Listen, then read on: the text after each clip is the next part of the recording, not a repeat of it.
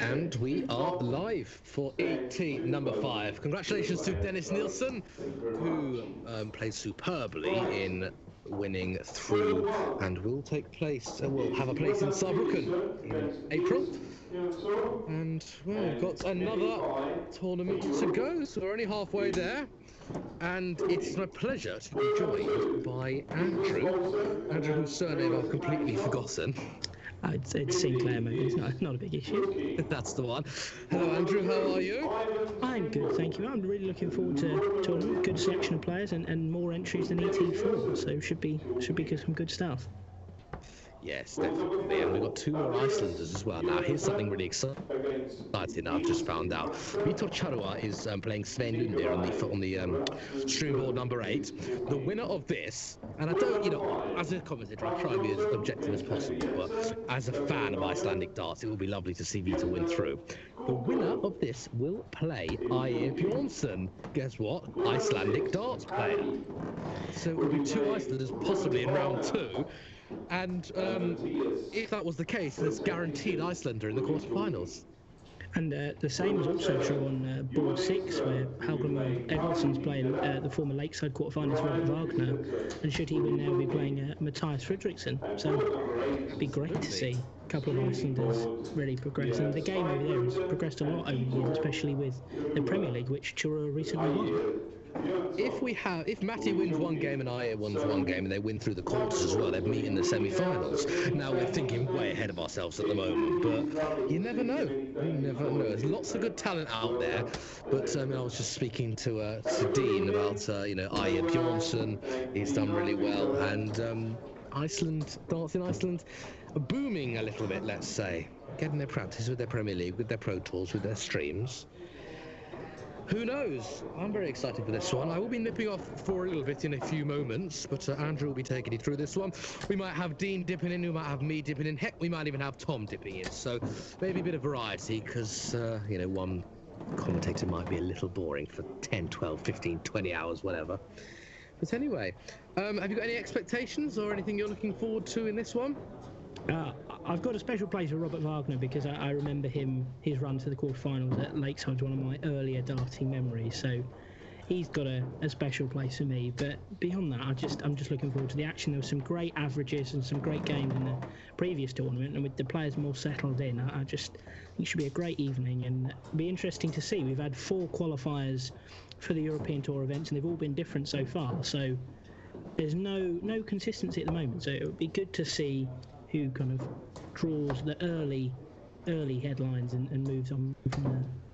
And I am going to say, I think it's an overwhelming favourite that we're going to have 5 different qualifiers for the 5 events, because Rasmus not playing, Viljan's not playing, Karis isn't playing, and for Nielsen to win it again, he's very capable, but it's a big ask to win back-to-back.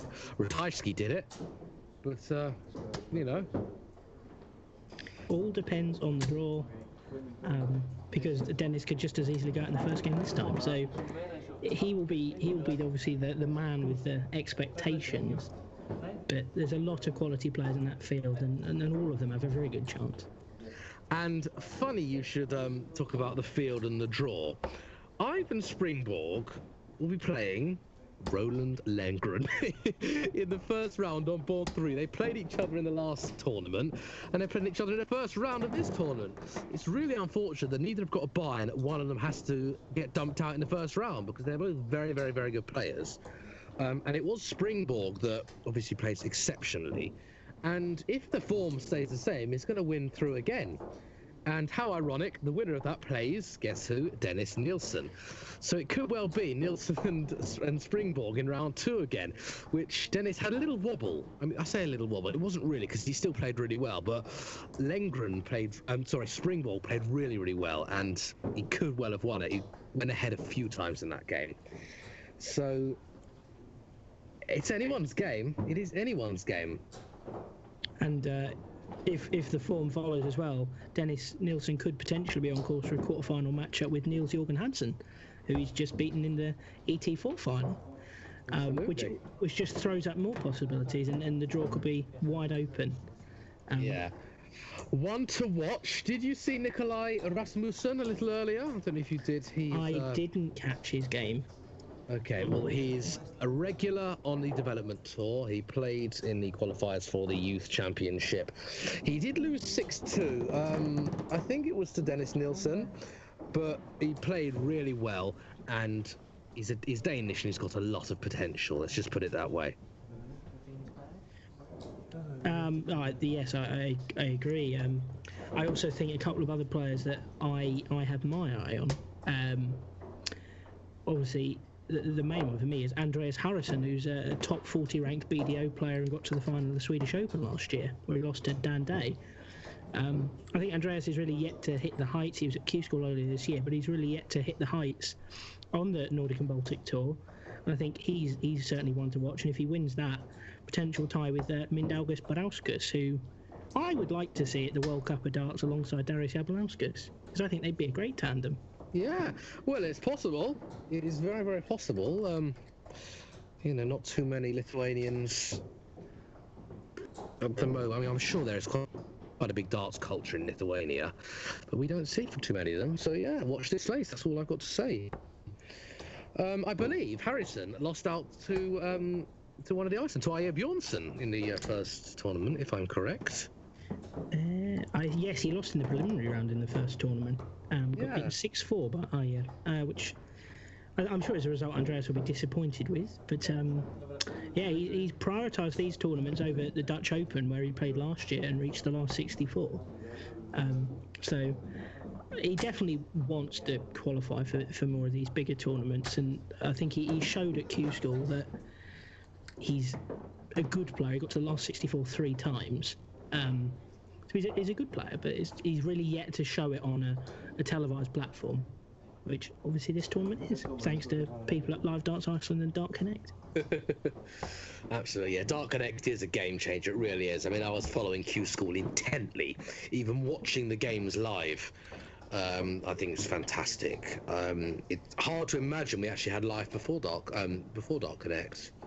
It's an incredible platform, and it's sort of such a simple and intuitive way to keep up with it, but it obviously took such a long while to develop, and now it's such a massive part of the way most of us follow darts, especially the challenge tours and the pro tours, where you're not allowed phones in the venue. So it was very hard to keep up before, whereas now, if you're not watching the stream, whereas now you can just follow along on Dart Connect. You can pick your faves, who you want to see. Or you can just kind of dip in and out of games. I know a lot of people at Q School were following Glenn Durrant intently. But yeah, you can just dip in and support your compatriots, your friends, or just players you've taken a shining to, which is great. Yeah, definitely. I was following a few of the Indian players hailing from India. I've met Prakash G when I really like him.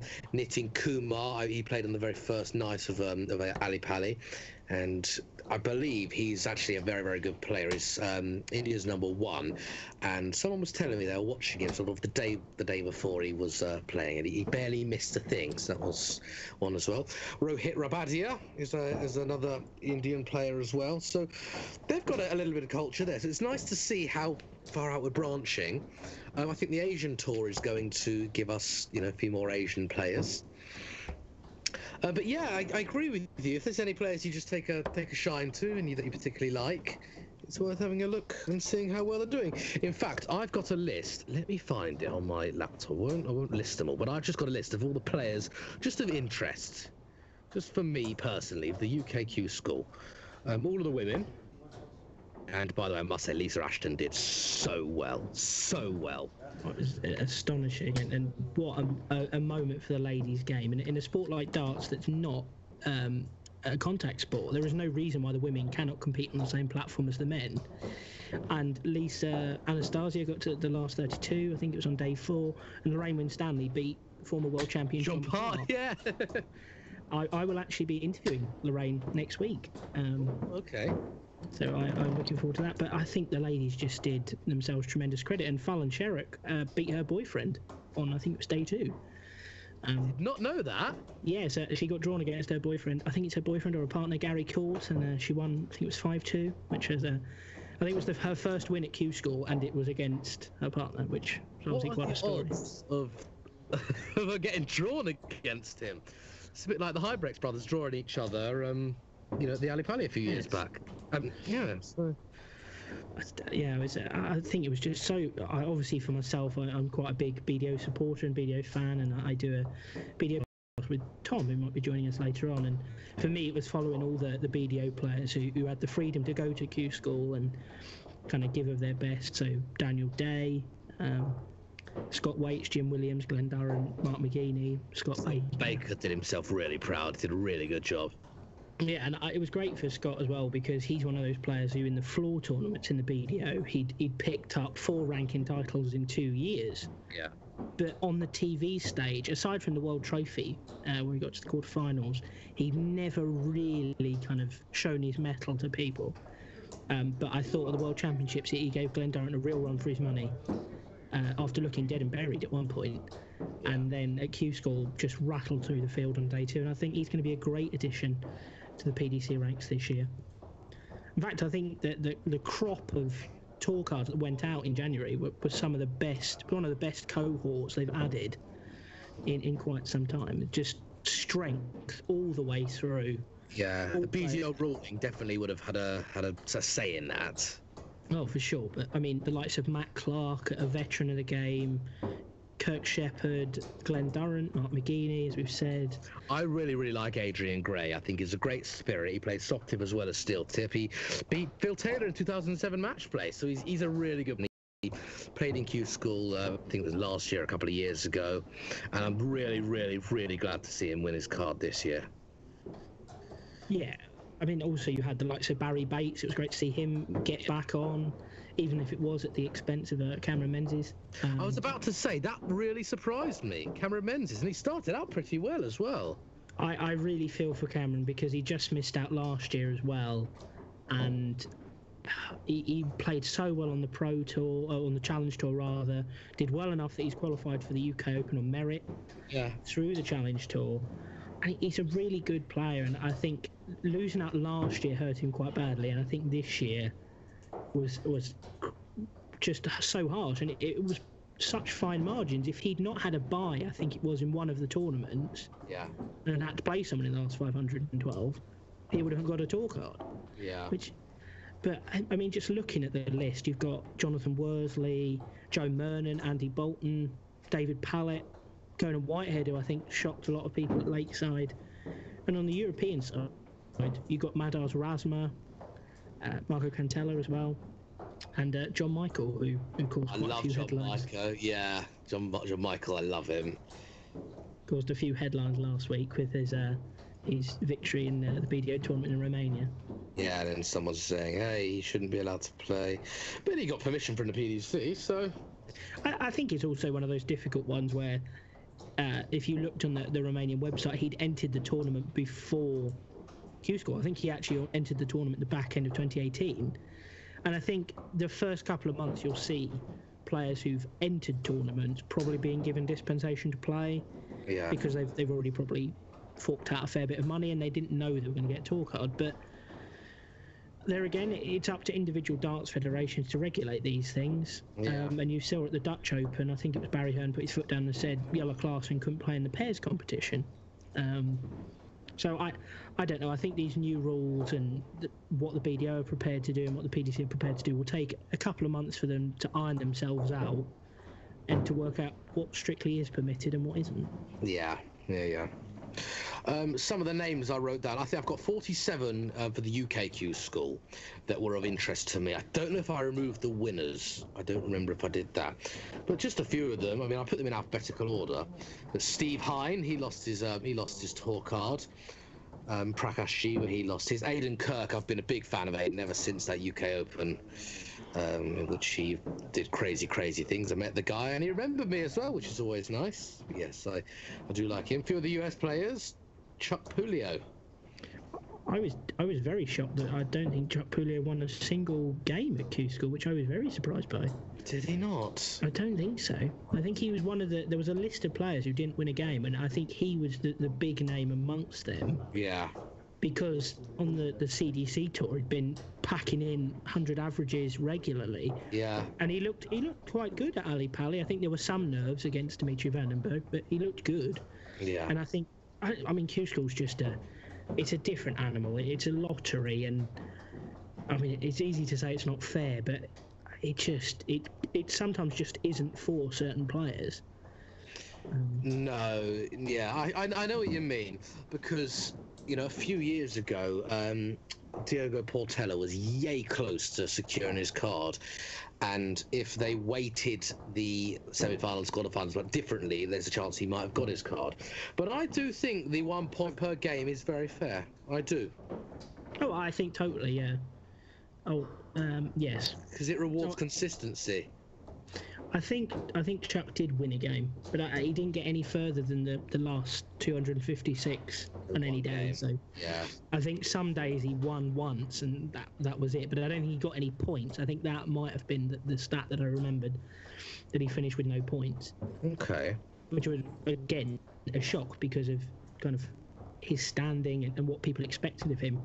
And he entered the first 4 Challenge Tour events. Obviously, it remains to be seen how many more it's practical for the American players to enter, but it's good to see him. And also, I think another one I saw, David Cameron, who I think, again, surprised an awful lot of people in Lakeside by beating Andy Hamilton and Gary Robson in consecutive games and nearly beating Kyle McKinstry. Yeah. He obviously didn't quite get there, but I think he gave a good account of himself. And again, the growth of darts in Canada. Obviously there was John Part, and for a long time it was John Part and not too much else, but we've seen John Norman Jr., Dawson Michelle. He's brought Logan Crooks over to the UK with him. So it's just watching the game grow across the world was great, and Q School was another great example of that. Yeah, and the you know, we look at the World Series of Darts. Most of the winners are Canadian. Most of the ones that actually qualify for the US Darts Masters hail from Canada.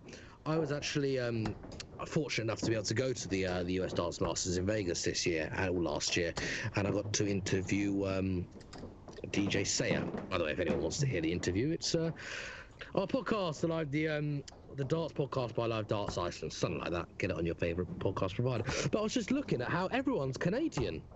So there's obviously a big darts culture in Canada.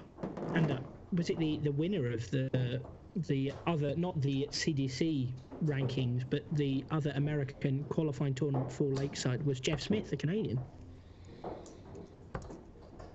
He qualified for Ali Pali, and I think it was I can't remember, but there was a ranking tournament played alongside a CDC weekend. Okay. And he picked up the other slot through that. Okay, I know he thought Jeff Smith is the one that won the US Darts Masters. I think that's you're the probably one. Right. I think that is what I was thinking of. He won the Masters, and Yeah, that gave him a slot at Lakeside, at the Ali Pali. The North American Darts Championship. That's it. And he beat his fellow Canadian John Norman in the final. There we go. Yep. I knew it was in the notes somewhere. And John Norman beats Dawson Michelle, I think. Yes. Canada has shouting in face gate. Yes, Canada has a great darts pedigree. Well, it is getting a great darts pedigree, and I think a large part of that is John Parr. Yeah, definitely. And it only takes one player to give a country spotlight and opportunities in the darting world. Well, look at Diogo Portela. Thanks to him, single-handedly, Brazil are in the World Cup of Darts. Thanks to him, single-handedly, Brazil have a South American qualifier for Ali Pali. Yeah, and him and his brother were at Q School this year.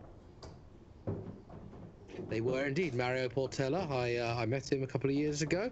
Yeah, and I think Mario is going to improve, especially when you've got a brother who's pretty talented like that as well, when you're playing regularly.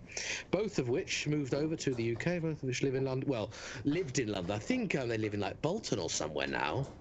I know they moved. Yes, I think they've moved up north near St Helens, because obviously that's a darting hotbed. There's an awful lot of talent in that part of the world. Yeah, and Diogo often asking on Facebook and whatnot, is there any tournaments I can play in this week? And probably winning the lot as well. And I know Glenn Durrant attributed his turnaround at Fortunes at Q School to Diego and Mario. Said that they had a nice evening on the Friday night, and Diego told him that he was the best player at Q School, and he needs to go out there and prove it. And Glenn said it gave him all the motivation he needed. Well, there we go.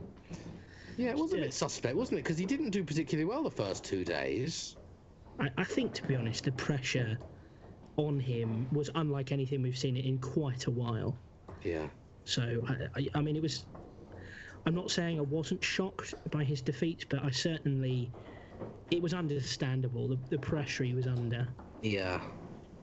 Just a couple of updates in the other games. Roland Lengren is 4-2 up against Ivan Springborg on board 3. Oh, wow, bit of revenge. Niels Heinsoe is 3-0 up over Jonas Fredriksson on board 1. And Andreas Harrison is 3-2 up over Nicholas Olsson on board 2. There we go. Yeah, we saw Nicholas. He seems to be playing pretty well. You say Harrison's a decent, solid player, so... He is. I mean, you don't get to the final of a Category A BDO tournament like the Swedish Open without being a decent player, and he is still ranked in the BDO's top 50. Yeah. And I think it was the Finnish Masters that he won last year, because Winmail sponsor all the BDO's tournaments over in Scandinavia. Yeah. And they always get a really good turnout and good quality of players, and... I think it was Alexander Oreshkin, the Russian, and Boris Koltsov, teammate of the World Cup, who won a couple of them last year. Yeah. Sven Lunder hails from Norway. He'll be taking on Vitor Charua very, very soon. The Grenade. The grenade, yes, I love his flights, his dart flights. They've got a picture of a grenade on them. They're absolutely beautiful. He gave me a couple. Well, he gave me 3 actually. 2 would be pretty useless. I've also got quite a special place in my heart for his moustache. Everyone says that. I think it's probably the best moustache in darts. Yeah. Ronnie Baxter when he was a kid, Steve Beaton when he was a kid, and Vitor Charua. Oh, I feel like Steve Beaton's without parallel, in many respects. The man we see throwing now, Aje Bjornsson. He played in Q School, the only ever Icelander to play at Q School. He's also a former BDO Gold Cup quarter-finalist. Is he really? Yes, I think he spent a stint living in the UK. And he got to that, which is the Gold Cup, for those who don't know, is a ranking tournament. Well, not a ranking tournament, but it's the best player from each county every year, the best county players, and he got to the quarterfinals. Most recent Gold Cup was won by Scott Mitchell.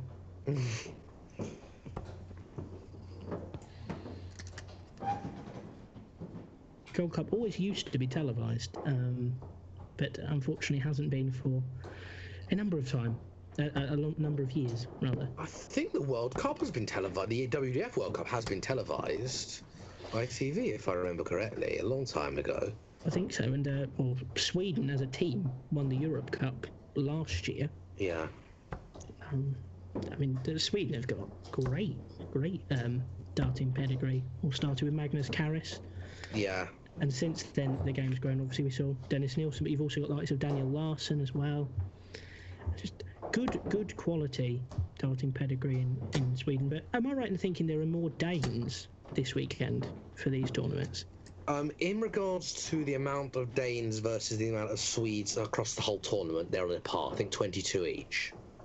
Okay. For the ET4, there were, I had it down as 8 Danes and 5 Swedes. Probably similar for the next one. Maybe a couple more Swedes, but probably still more Danes. I could sit and work it out, but I don't really have the time or the patience. And the other one, Edwin Torbjornsson as well, who got to a semi-final on the Nordic and Baltic tour last year. He also was part of that winning Europe Cup team last year. Okay, there we go.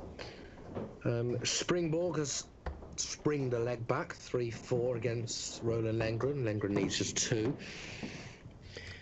Andreas Harrison has moved within a leg of moving into the next round as well.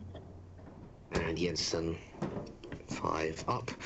Robert Wagner, Halli Eilson is 3-all. Watch this space. And Jonas Engström is 5-2 up against Pauli Fanilla. And obviously Engström pulled out of the initial ET4 tournament, so it's good to see him not only playing this one, but averaging just over 92. So good stuff from him. Right, a little bit of news coming in. Vitor Charua will be playing Aje Bjornsson in the first in what I assume is the first round. Sven Lunde was due to play Vitor, but I'm looking at the bracket now and it just kind of says walk at 1-0 Vitor, game finished. So I will receive some clarification as to what's going on there, but it looks as though we're going to be starting in the second round, Ayer versus Vitor. So the winner of which will play the winner of which will play Brian Christiansen and either Johan or Pauli. Matty has a bye through the Halley, and he'll be playing Halley or Robert. Of course, they're 3-3 at the moment. But yeah, it does appear that the first round proper, so I guess the non-preliminary rounds, Ayer and Vitor are battling it out. More clarification when I receive it. Battle of the Icelanders in the quarterfinals, and a potential another one, as we said, with Matthias and Hallgrim or Egilson. Yes, I loved what I loved about when PDC, Nordic and Baltic went to Reykjavik was that there were so many cases of Icelanders playing each other. So you knew one would have to go through. There was even a couple where there'd be 4 in the same quarter, in the same 8th, whatever. So there'd be guaranteed one Icelander to win through. So that's a lot. But I mean, I know a lot of the Icelandic players, so it's nice to see. It's nice to see Icelandic darts growing because of the amount of work they've put in to their Pro Tour events and the Premier League. Yeah, definitely. And, you know, we're hoping at some point it will be PDC World Cup of Darts material. Matty actually did a brilliant job in getting darts, the PDC World Darts Championship, on the television in Iceland, on their national sports channel. And a number of the players went over to watch the tournament as well. Yes, they certainly did. I joined them. We have 2 players through to the last 16. Sorry to cut you off, Robbie. Johan Engstrom through 6-2 over Pauli Finilla with a 94 average, and Daniel Jensen winning a scrappy contest with Hans Jonsson, averaging 73. Well, here we have the Q School attendee in Aya Bjornsson and the Premier League champion in Vitor Charua. Did you watch the Premier League or the final? I did. It was a great tournament. I actually missed the finals as I was travelling back up to Scotland, but I caught, thankfully, the stream. I managed to watch it back the next day, and Charua just carried on the form he'd shown for the last couple of months. In December, I think it was, he hit a 10-dart leg, and he just... the week I did commentary on Live Darts Iceland, he was absolutely tremendous. Recorded the first and only whitewash of the Icelandic Premier League, sponsored by Coolbet, and he started off like a train here. As indeed, and it was quite remarkable because Halley was the best player throughout the, you know, all the 8 weeks, the 7 weeks. But as I was saying, it's not all about the league phase, and that was a lovely maximum. He's down to 86 after 9 darts. Sending out a message. Yes, can he get the 11? Yes, the treble here has got every opportunity, every possibility. Goes for the 18s. So another would leave the bull. He'll go for it. Well, I was going to say he'll go for it because he loves going for that bullseye. Whether he needs it, whether he doesn't need it. If it's a darts to win the Premier League final, he went for the bullseye when he had 50 with 3 darts in hand. I mean, to be fair, that's the sort of thing I'd try as well, but there's a reason I'm consigned to the North East 5 pub league. Well, better than doing nothing. I'm looking at joining my company's darts team. I don't think I'd be any good, but I enjoy playing. What can you say? Double top then for the first leg. Just the wrong side of the wire. Reset for double 10 for a 15-dart leg. There he gets it. Great start from Vitor. Great start from Vitor. I am going to take a hiatus, if that's okay with you, Andrew. So I will leave everyone in Andrew's very, very capable hands as we see Bjornsson and Charua battling it out for a place in the 3rd round. Well, that was an important treble from Aya there to really, obviously after that first leg disappointment, gets himself back on track with an 81. It'd be interesting to see. I think Aya has the most reputation, the biggest reputation of any of the Icelandic players, given his exploits at Q School and his performance in the Gold Cup, as I mentioned earlier.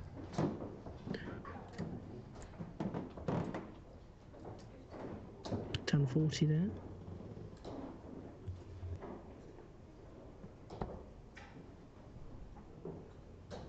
We have another player through to the last 16, Andreas Harrison, winning 6-3 over Nicholas Olsson, averaging 84. So one of my players to watch, coming up strong in the early going after his Andreas' disappointment earlier. And Niels Heinze has just wrapped up a 6-1 victory over Jonas Fredriksson. Niels Heinze got to a quarter-final on day 3 of the European Q School, and he won the Catalonian Open back in September, a BDO ranking competition. So Danish starters is definitely a good place. We saw Niels Jørgen Hansen get to the final of ET4 earlier on this evening, and he's one of several Icelanders, sorry, not Icelanders, Danes, doing very well at the moment. Talking of Icelanders, I still maintain the advantage, and that's an important treble with his final dart, takes him down to 120 after 12. But can Vitor put on the pressure? He really needs a couple of trebles to make a dent. Should be a good marker. Moves himself across the hockey. Again, just above the wire. So now that leaves him on 2-2-3, and he's only got one left. So go down for 19. Oh, just alongside of the wire. So Ayer's got 6 darts from 120 to get his first leg on the board. Nice. 2 single 20s, and then he gets to trouble with the final one. So he leaves himself on 20. Can Vitor do anything to pressure him here? A maximum would certainly apply. The pressure of 140 is good as well, but it's really Ayer's leg to lose from here. But a good start from both men. Not the visit Vitor was looking for. He's still not on the finish, so he's got 6 darts of these if he needs. Just inside, so double 5 for 1 all, and an 18 dart leg. Decides to split it instead and goes for the single 2, leaving double 4. Vitor, meanwhile, back on 175. What can he do with 175?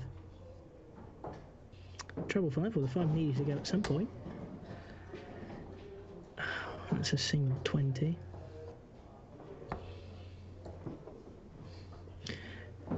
A good visit from Vitor, but not quite what he was looking for.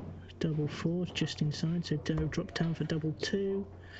Just inside, now he's in the madhouse. Double 1. Oh, bust. No score for Ayer. Will he throw this one away? Vitor requires 80. This will be an absolute steal if Vitor can take this out. Single 20. Another will leave tops. He should be guaranteed a dot and double. That should be a great marker. Double top. Oh, just the wrong side of the wire. So Ayer gets a reprieve. Goes for double 4 again.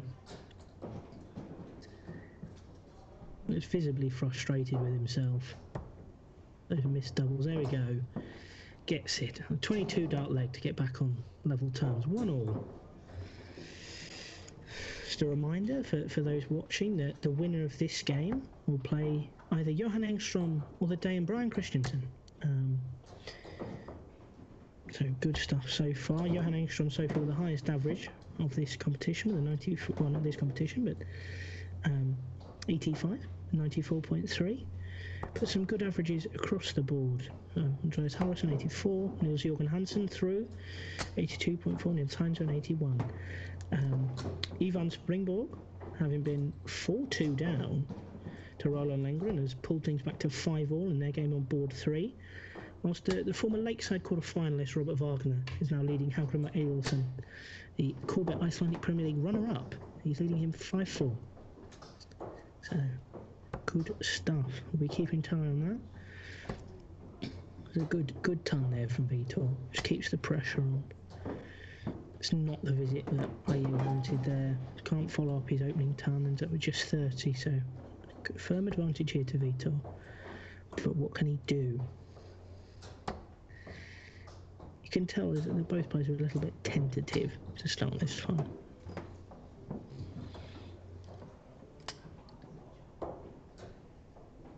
Obviously, Vitor wasn't part of ET1 or ET4. Sorry, the first tournament of the day. Wasn't able to play. Quite potentially, he wasn't available for the 4th European Tour event in Saarbrücken, or it could be a case of he just wasn't in Gothenburg, the Apple Hotel, early enough to be able to play. Whereas Aya did play in that tournament.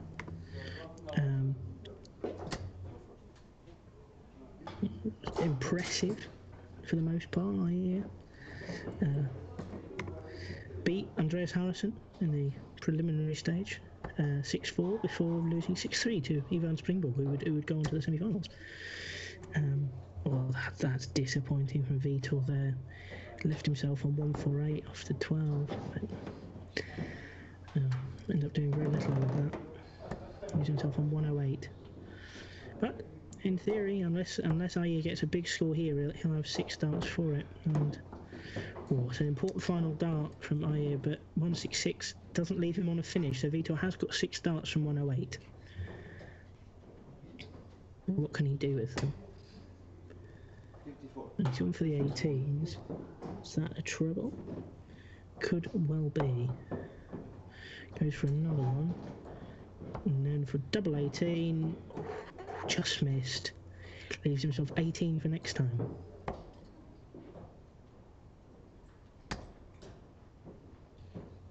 Some slight buffering issues on the stream here. And Aya with a bounce on his final dart that looked like a treble. Oh no, it was a treble 20. Never mind, sorry, the stream is slightly buffering for me at the moment, so I'll endeavour to... That's just the wrong side of the wire. Vitor requiring double 9. On he's straight into the 12, so that means he needs double 3, and with Aya on 26, he really needs to take this out. Double 3 for a 2-1 advantage. Oh, just the wrong side. Now, can Aya pounce?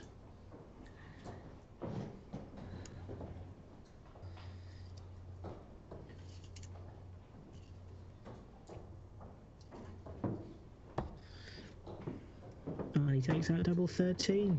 First time of asking. So he moves 2-1 up with a breaker throw. Close game at the moment. Both players averaging 70 in the high 70s, mid to high 70s. Vitor was slightly better after his impressive first leg, but Aya coming back strong in the last 2.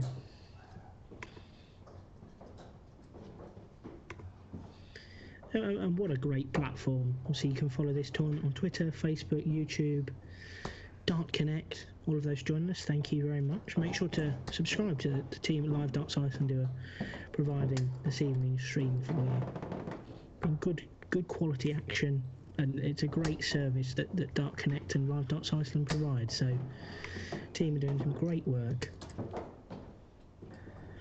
Aya follows up an opening ton with a 95. Leave him on 306 after 6 starts. What can Vitor do here?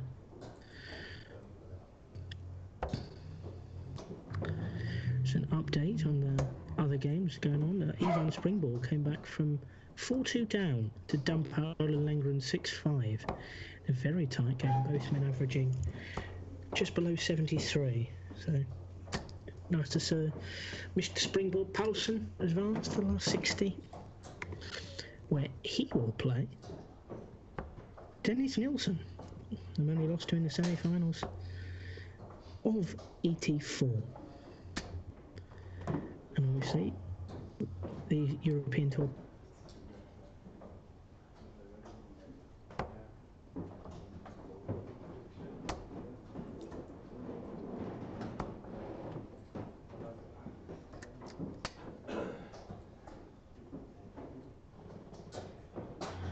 So there's some slight issues with the stream.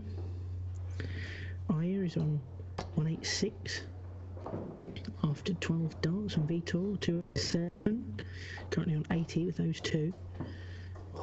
Second is just a single 20, so he finds himself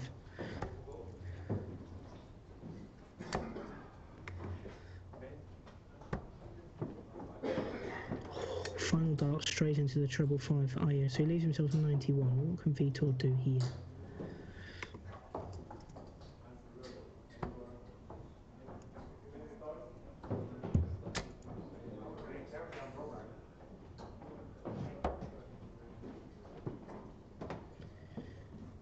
Disappointing visit for Vitor. Just gets himself 83, so what can Aya do here? Go for the outer bull, I assume. Oh, that's 6 for those first 2 darts. And the 15. So doesn't really do very much there. Gives himself 70. Can Vitor take out 104?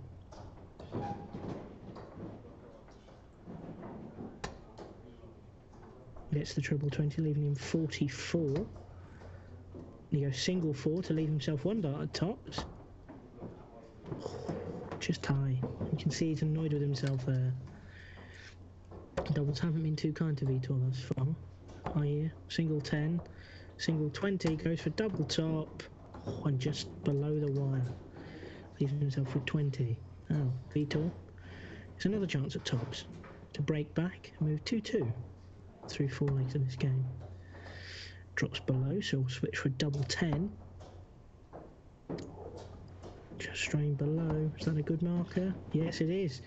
Vitor immediately breaks back to make the game 2 legs all.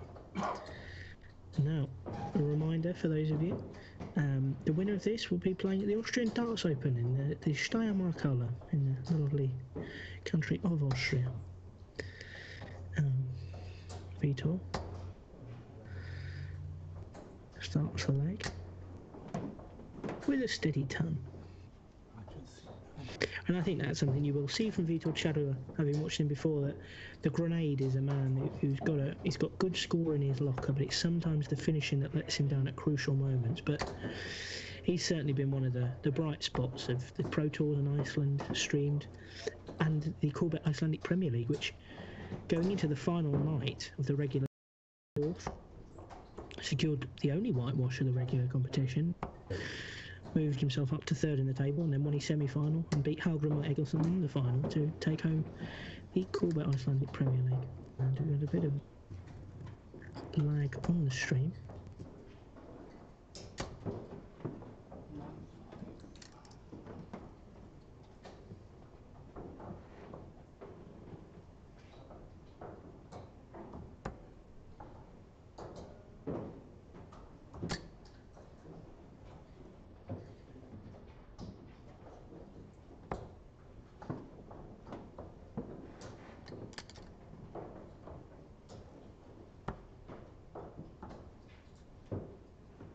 Reliably informed here in Scotland, where I am, that it's now snowing, which is fantastic.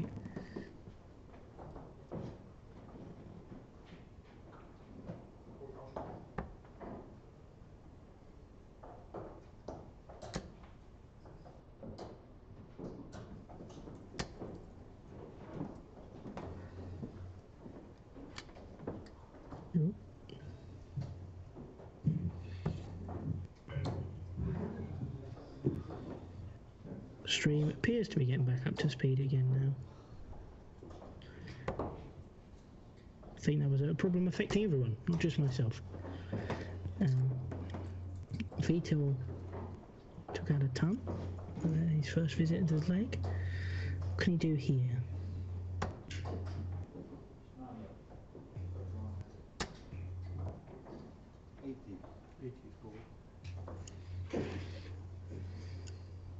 Just checking with the referee what he's scored so far and what he's got left. Here we go, we've got a bit of an update now. Vitor leaving himself on 20 after 15 darts, so good stuff from the grenade. As the saying goes in darts, a break's not a break unless you hold your throw, and obviously he was breaking back. Couldn't capitalise on the break, he got early. Can Vitor capitalise on the break back and take up double 10 for a 16 dart leg and a 3-2 lead?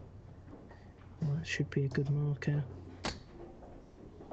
He's even closer with that one. Just having to adjust. Seemingly quite annoyed with himself here, Mr. Charua.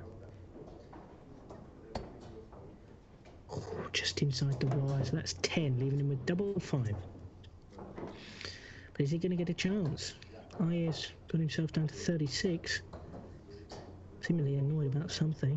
Double 18. He takes it out, first time of asking. 16 dart leg, and well, the Icelander breaks back. Ayer moves 3-2 up again, and once again has the chance to throw for a 2-leg advantage. So both men averaging 77 at the moment. So Some good stuff all round, really. And what about the other games? How are people getting on? Well, in the final first round game, Robert Wagner edged out Halgrim Ergesson 6-5. And the game's currently taking place. You've got Dennis Nelson 1-0 down to Ivan Springborg. Johan Engström 2-0 up against Brian Christensen. Andreas Harrison 3-0 up over Mindaugas Barhauskas. And Daniel Jensen 4-0 up over Jesper Skovgaard, the Dane. So a couple of guys there well on the way to their place in the next round. And a reminder that the winner of this tie will play the winner of Engström Christensen, which should be, well, as things look, it's currently going to be Mr. Engström who pulled out of ET4 for unknown reasons at this time. Johan Engström, who actually won one of these European Tour qualifiers last year, and previously has won a couple of BDO ranking events and got to the Catalonian Open semi-finals last September. Tournament won by the Dane Niels Heinzel, who's also in this competition. Back to the game at hand, and through 9 darts, Aje Bjornsson's down to 282. Vitor, meanwhile, is on 371 after 6. His first 2 darts on this throw are just single 20s. He's adjusting because he really needs that treble and all. Deflects off the flight to the other 2, so that's just 60. So Vitor with an average of, a lead of 29 plus these. Well, that's a treble one. That's not quite what he wanted. It should be good guide for it. He moves single 20 and another single 20. So that's 43. So this is a real chance for Vitor here if he can get a big score. Obviously, a maximum would give him a ton plus lead, but even a ton would give him a slight advantage. That's a great way to start. Oh, he's filling it up now. Just above, but a ton 40 gives Vitor a 68 start, so he's in a sense he's almost stole the darts here, especially if Aje can't capitalise. And he's 69 for a finish, so he's going to, well, he stays where he is at the top, so he leaves himself on 179. So really Vitor's got 6 darts from 171. Oh, the one had to go at some point. Single 20 and a 19. That leaves himself on 131, so he's not really capitalised there. What can Aje do?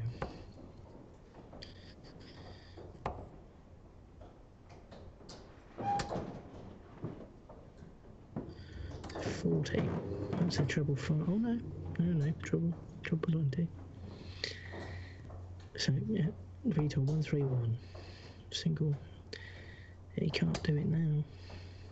Gets the treble now.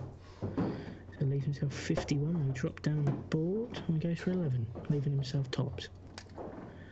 If he comes back, I think Aje needs 94. Goes for the bull.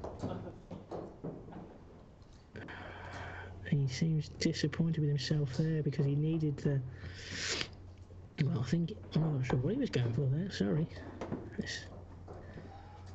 Oh, Vitor. For tops to break back again.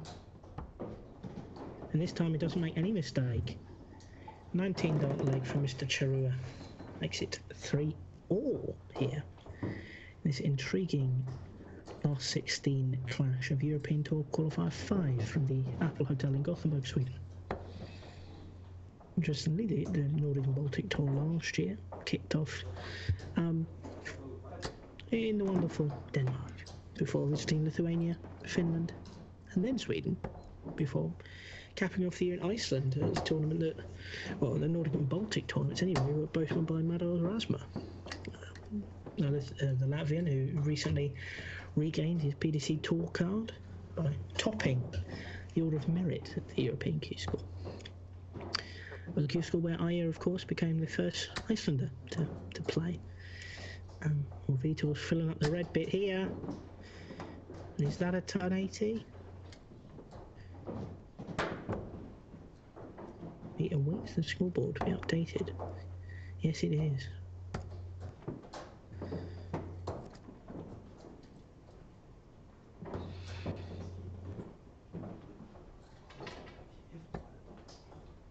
Oh, and he's back in that treble again. That one's just above. That's 80. That leaves him on 196. Will he adjust? No, and he finds that treble again. What a great dart. Leaves himself with 136 after 9. Terrific stuff from the grenade. He was in a similar position to this before and didn't manage to take it out, so it remains to be seen that that's not a good first dart from Ayer, and he drags that second dart low and isn't able to find the treble. So Vitor has got a minimum of 6 darts from 136. So will he go for it, or will he try and split it? Well, he's got no choice now. So that single 1. He's on 135, 115, and he looks like he's going down the board to 19. That takes him to 96 after 12 darts. Not his best visit, but 96 a very doable finish. A number of different ways you can do it.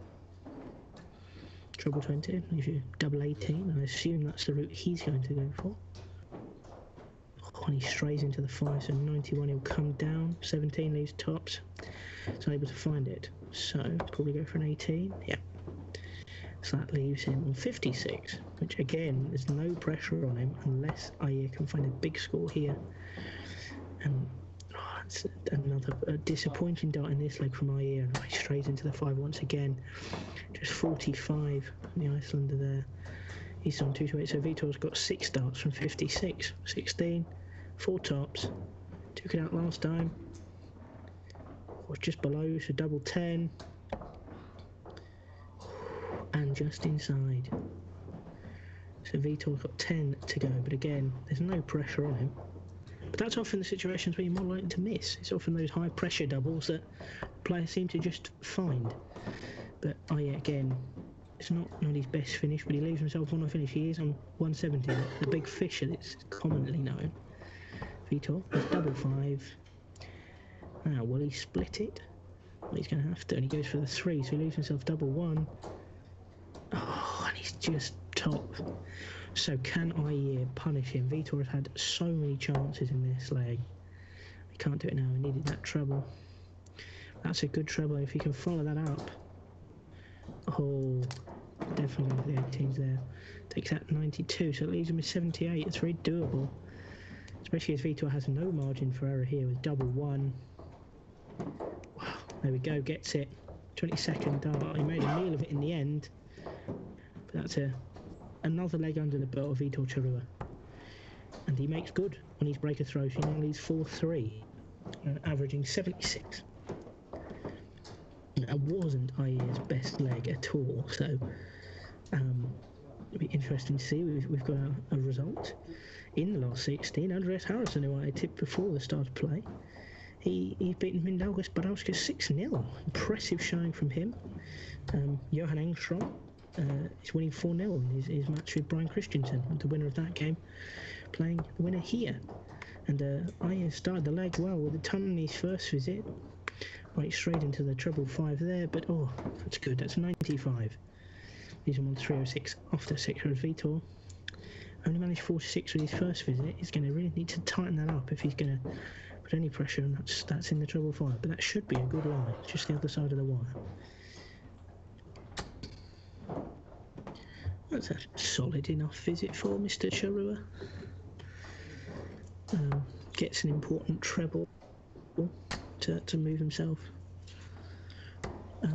down, but he reached the last 16 of 4 Nordic and Baltic competitions last year, Mr. Charrua. He's no stranger to these competitions, and again, that Icelandic Premier League's given him some great exposure. Well, him and his wonderful moustache. So, as I've said before, if anybody has, aside from obviously the wonderful Steve Beaton, if anybody's got any darts mustachioed recommendations, please let me know, because big fan of darts players with moustaches. Beards not so much, but I think the moustache adds real panache on the dartboard. Vitor drops down for the 19s on this visit, and there's 2. Can he get 3? Oh, he does. That's brilliant. 171. Leaves himself on 108. And that puts real pressure on Ayer. He's got a single 10 there. And it's 13, so... Oh, and he's annoyed. He went the wrong side of the wire there. So he leaves himself on 54 after 15. But can Vitor take out this 108? would be the first tumble last finish of the match. Oh, and he's had that opportunity again. And does everything right apart from that final double.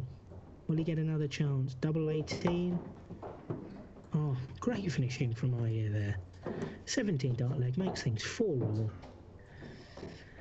He's averaging 75 to Vitor's 78. So, a decent quality game. Both men have got a bit more in the tank. But, well, remains to be seen if they can find that extra gear. If they don't here, they're certainly one of the later games.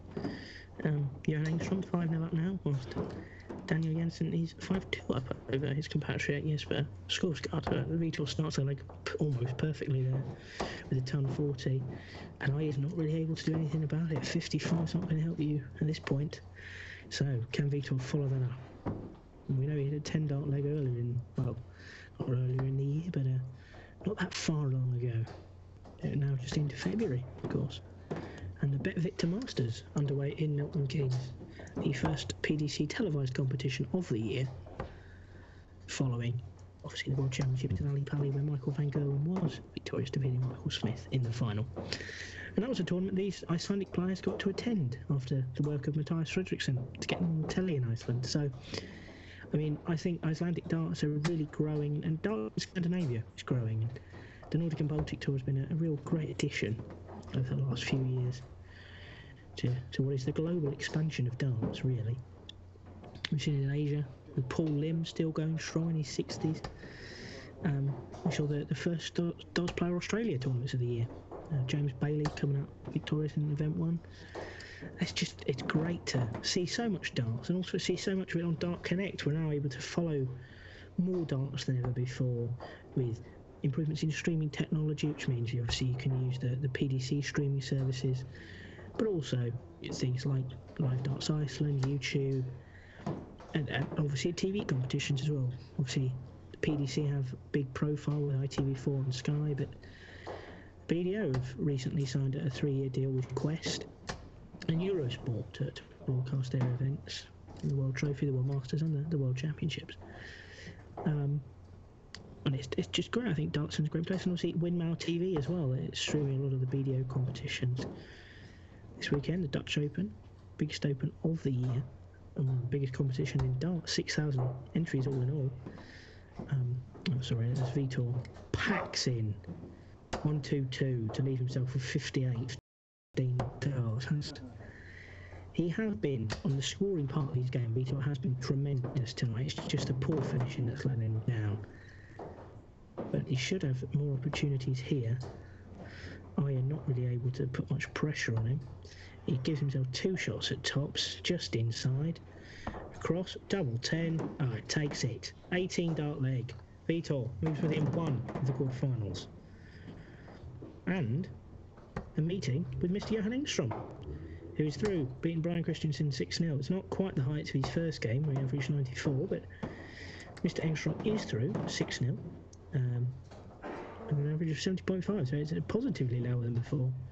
A couple of other scores: Dennis Nielsen, winner of event 1, he's 3-all with Ivan Springborg, and Matthias Fredriksson, one of the other Icelanders in the competition. He is currently trailing 3-2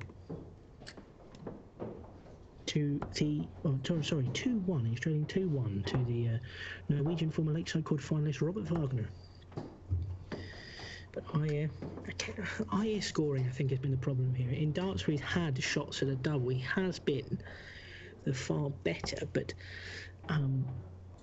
it's just the scoring part of his game has often let him down, and good visits have often been followed up by poor ones. So it's interesting to see how he goes here. Vitor takes 95, so keeps the pressure on Ayer here, and in a leg that Ayer can't afford to lose. Really needs to hold on to this and force a one-leg shootout, because if he loses, he's out. Vitor is into the quarterfinals against Mr. Engström. So that should be a good game. I mentioned earlier, Johan qualified for one of those European Tour events, one of the big editions of the PDC calendar. Good stuff from Mr. Engström. Vitor just adjusting himself. That's an important treble with his final dart. Gives himself a narrow lead in this leg, but it's very nip and tuck. Neither man really getting an advantage, and another treble will be massive here. Oh, higher drops just below, so he's on 180, not on a finish, of course, the biggest being 170. Vitor here knows that he really needs a ton, isn't enough, and that's a great start. Finds the lipstick, and he finds it again. Can he make it 3? Oh, and he does. Second maximum of the game, Mr. Chirua. Great stuff. Leaves himself on 98 after 12 darts. And what can I do in response? Just 85. So he's on 95. Decent finish, but what can Vitor do here with 98? Treble 18, maybe? No, that's poor maths from me. 97 now. So, treble 19 for tops.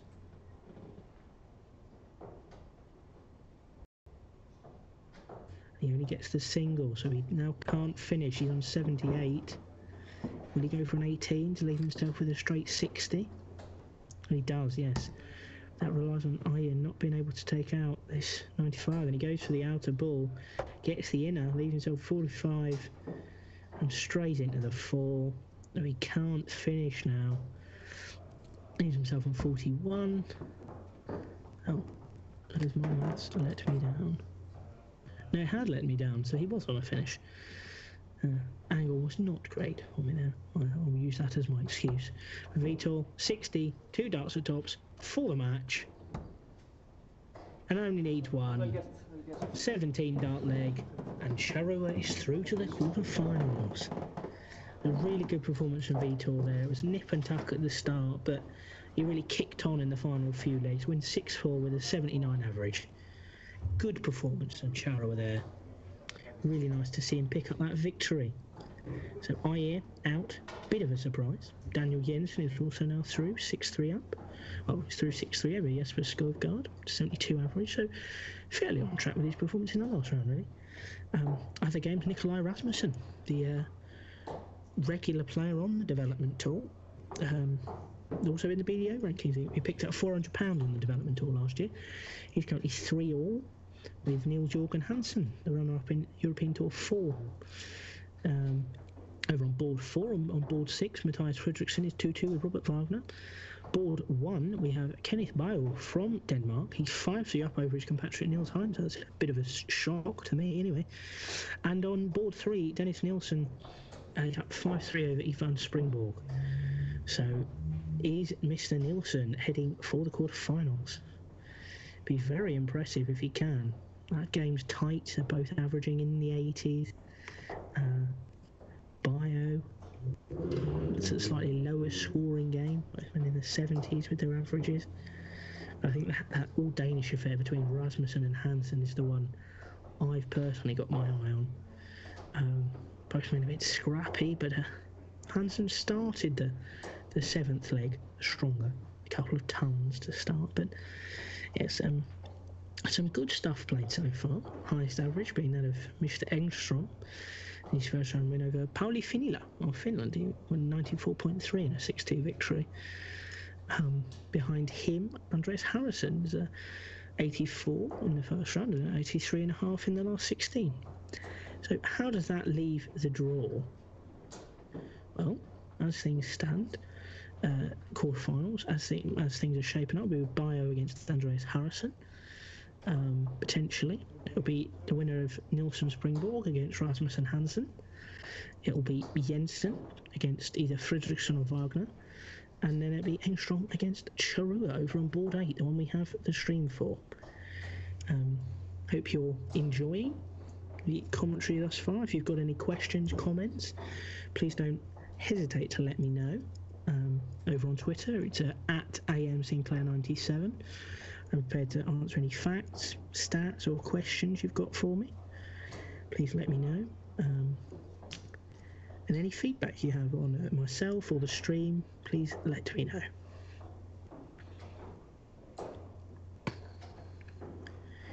Just to round up some other darts of the day.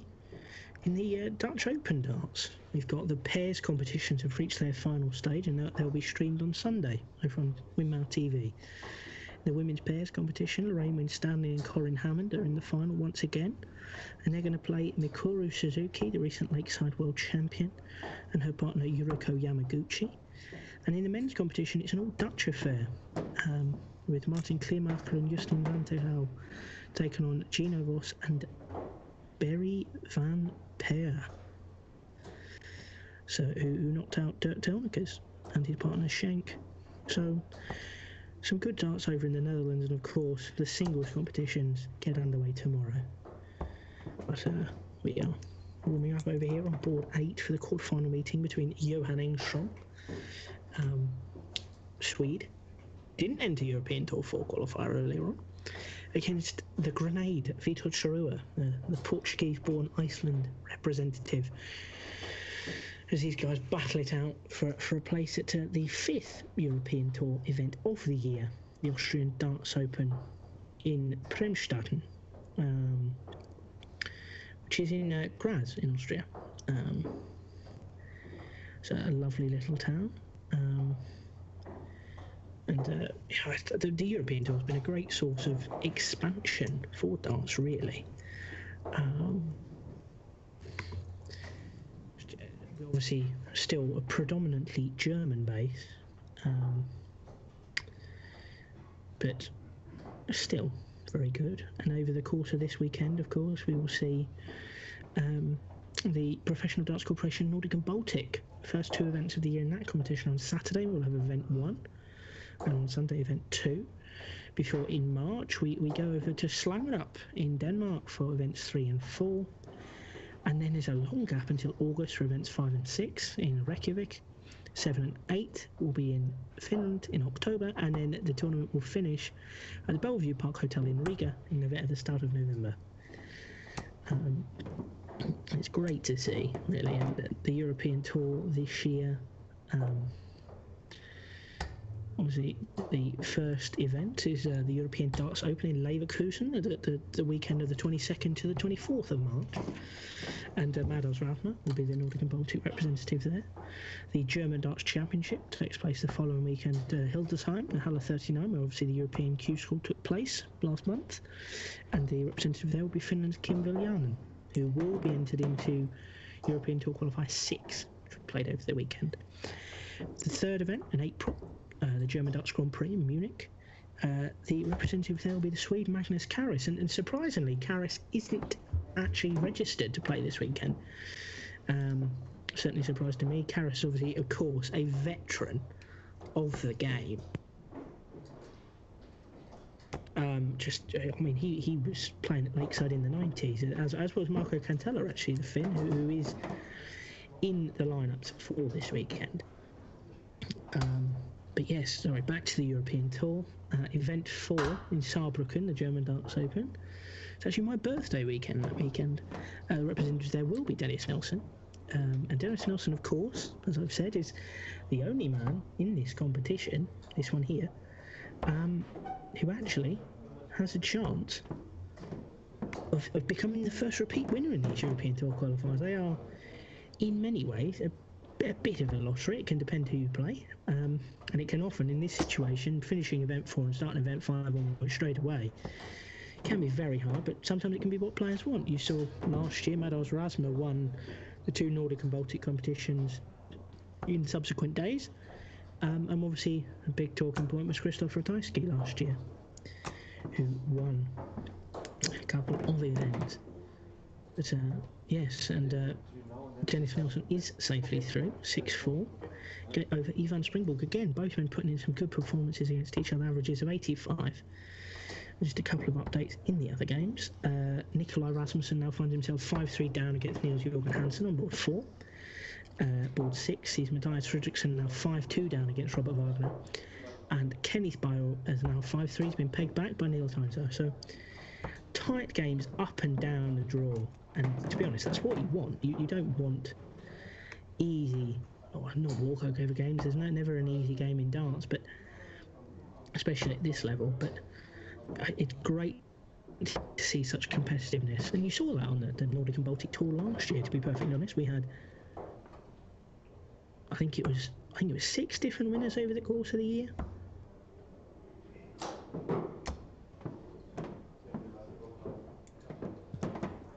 Right, I'm just desperately trying to count. It's quite embarrassing, really.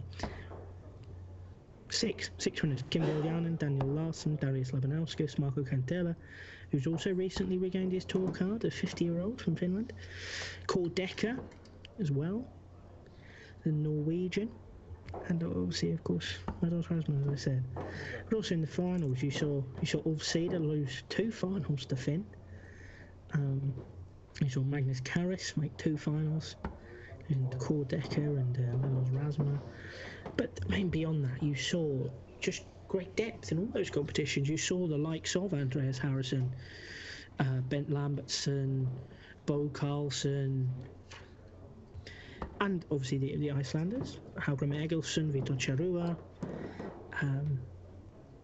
just quality. Edwin Torbjornsson, who I said earlier, won the WDF Europe Team Cup with Sweden in September last year. Henrik Primdahl, who was at the World Cup of Darts last year, you had him playing.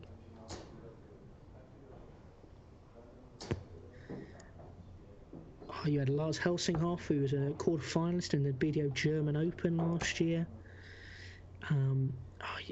You had great talent. I mean, Mindaugas Barauskas, the Latvian Open quarter-finalist. Nikolai Rasmussen, as we've said. Ricky Naumann, the Swede who won the Nordic Cup Open last year. He beat Marco Cantella in the final. He's been a regular participant on these events. Per Larsen, as we've said, a former tour card holder, World Cup player, Danish Open qualifier. 3 times he's been to Ali Pali, he's been to the World Cup singles final, he's been to Lakeside. I mean, just quality throughout these events. Oskar Lukasiak, who got to 2 quarterfinals last year, he won the Europe Cup with Sweden and got to the last 48 in the World Masters. There is real quality in this region, and the more these players get exposure and the more they have tour cards. Obviously now we have Rasma, Labanauskas, Cantella, we've had others in the past, but with these guys playing and their very best, it's just going to give more guys opportunities. And the work of the likes of Live Darts Iceland, just going to give more guys opportunity, more exposure, and it's great to see the game grow. But we are now underway, board A, in the quarterfinal meeting between Johan Engstrom and Vitor Charrua. Engstrom with the throw, and he started off quite well. He's down to 248 after 9, but that's a ton 40 there from Vitor, so he's down to 246. That's good. He'd made a bit of a slow start, but Johan is obviously an impressive player, one that a lot of people are watching. And that's another 96 there. Solid, just steady scoring. He's down to 152 after 12, but what can Vitor do here? Single 20. Oh, and he's straight into the 7. That's definitely not what he wanted. You can see it in his face. Oh, and he's found it again. Oh, you can see how annoyed he is. It's a 34. So Johan's got 6 darts from 152. What can he do? Oh, and he's straight into the 5. That's not going to help. And he takes treble 20. That does counteract things. And he gets the 19. So that's 94. So that leaves him with 58. So it's a very doable finish. Vitor really needs to put some pressure on. That's a good way to start. Just gone across into the 5.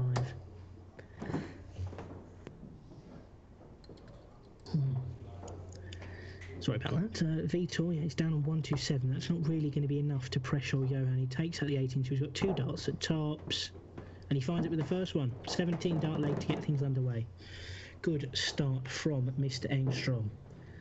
Now, in the other games, Niels Heinzo has come back from 5-3 down to dump out Kenneth Bio.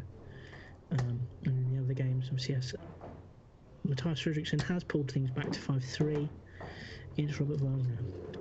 Charrua starts out with a steady ton to his game against Ayer Bjornsson earlier on, where he was one of the favourites.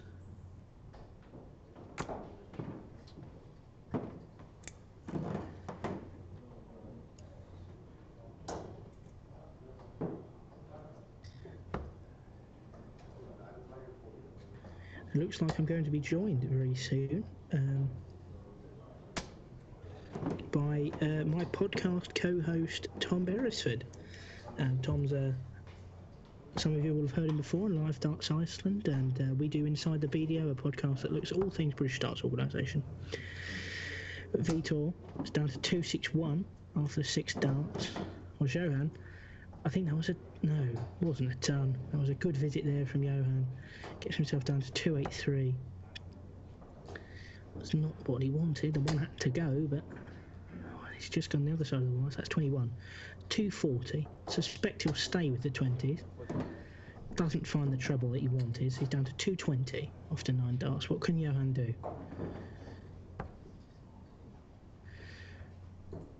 I am a fan of Johan's flights. I think they are a nice colour scheme, kind of reflect the wintry mood that's outside at the moment.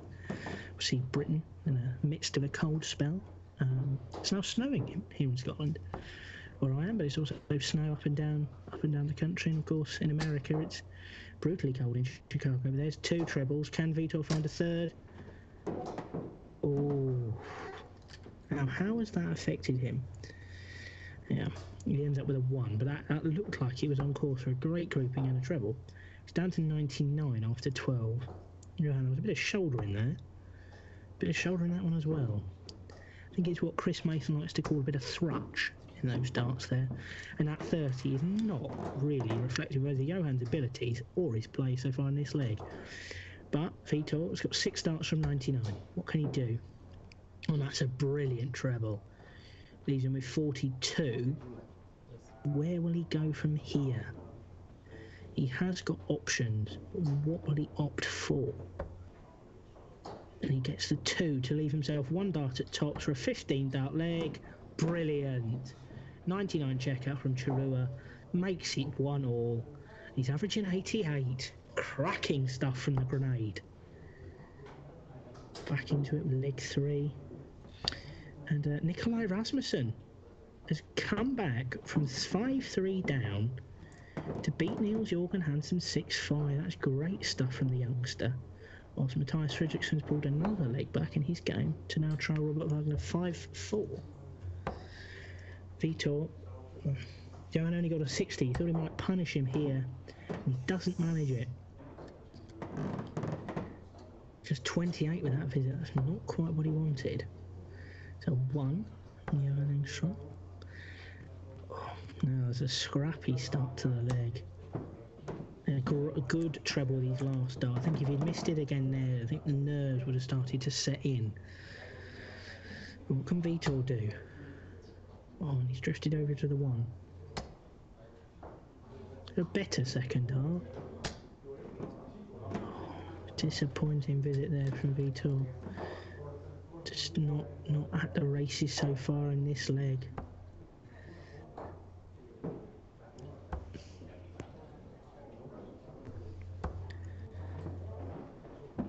Oh, Johan finding that trouble with his last dart. Moves himself down to 264. Vitor straight over into the 7. Oh, and he's at the treble 5. He's just not at it in this leg. That's 80. I think that's 82, which is actually his best visit thus far. Which, considering he's averaging 88 for the match, is quite surprising. And I was saying earlier how good Vitor's scoring is. It was the doubles letting down, but still, it's just 1 leg. And a lot can happen in a game of darts. There are still potentially 9 more to play, including this one. Johan's now down to 164 after 12 darts. Vitor, important treble with that. No, he's not on a finish, but that's again a better throw. Johan's got 6 darts from 164 though. What can he do? It's a single 20. It's a single 18. And that's a single 19, so that's 57. So he's on 107, I believe. Yes, 107. So what can Vitor do here from 270? Straight ton will leave him on 170. A 140, which is the best he can do now. Which he's on the way. He really needs another one though.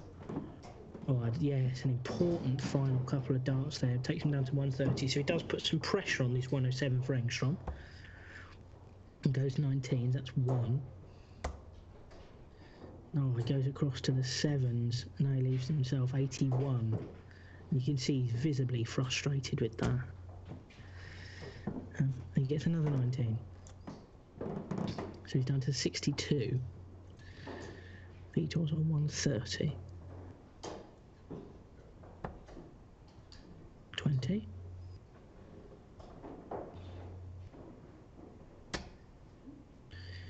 That's a treble one. He's annoyed with himself there because he knew the finish was on. A treble would have left the ball.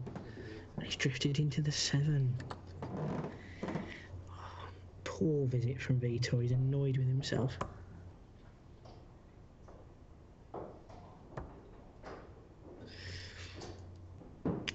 Johan takes that 18 and leaves himself with him. Oh, he's frustrated again.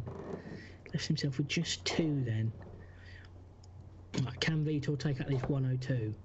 Or at least put a bit more pressure on in what's been a fairly low quality leg. And he gets the ball for double 16. Oh, that is terrific. Vitor takes out 102 to follow up the 99 in the previous leg. Wasn't a great leg that, but that's a terrific finish from Vitor there. Johan narrowly missing the double 2 to win the leg. And now he's been broken. What can Vitor do here? We saw him break Ayer in the previous game. Can he break? And can he make sure that that break means something? Well, that's not really the way you go about starting it. It's a 61. It could have been worse. It could have been a 47. But what can Johan do? 80. 100 for Johan. Sorry, I don't mean to sound like a referee. Johan, steady ton to get things rolling after the last leg. I think he'll be quite glad of that, because it was a poor leg from both men. There we go, Vitor finding that red bit again. There we go, starting to find the red bit with a bit more regularity now. As is Mr. Engstrom. Oh, he's straight into the 5, that's a bit of a loose one. Drops down. And then goes across for the 18. And don't find the treble anywhere.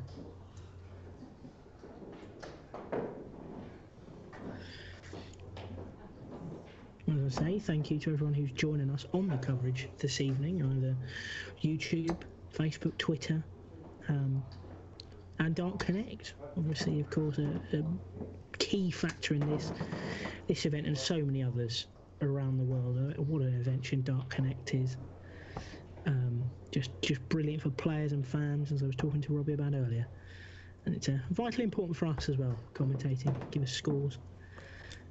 Updates, averages, so important. Obviously, averages are not the be-all and end-all of darts. Some players, like Michael van Gerwen, love to know what they've averaged, what they've scored. They have a feeling of what they're averaging.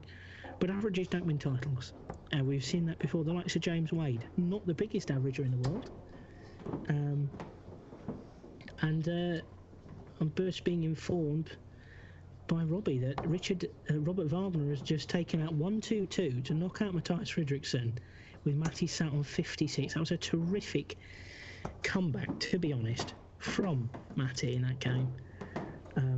He looked sort of well behind at one point. So we now have the last 16 complete, and this is one of 2 finals already underway. And the other one, Niels Heinz, so it's 2-0 up over Andreas Harrison. So Niels, after being 5-3 down and looking on the verge of going out against Kenneth Bayo, has responded in brilliant fashion. And now, can Johan fill it up?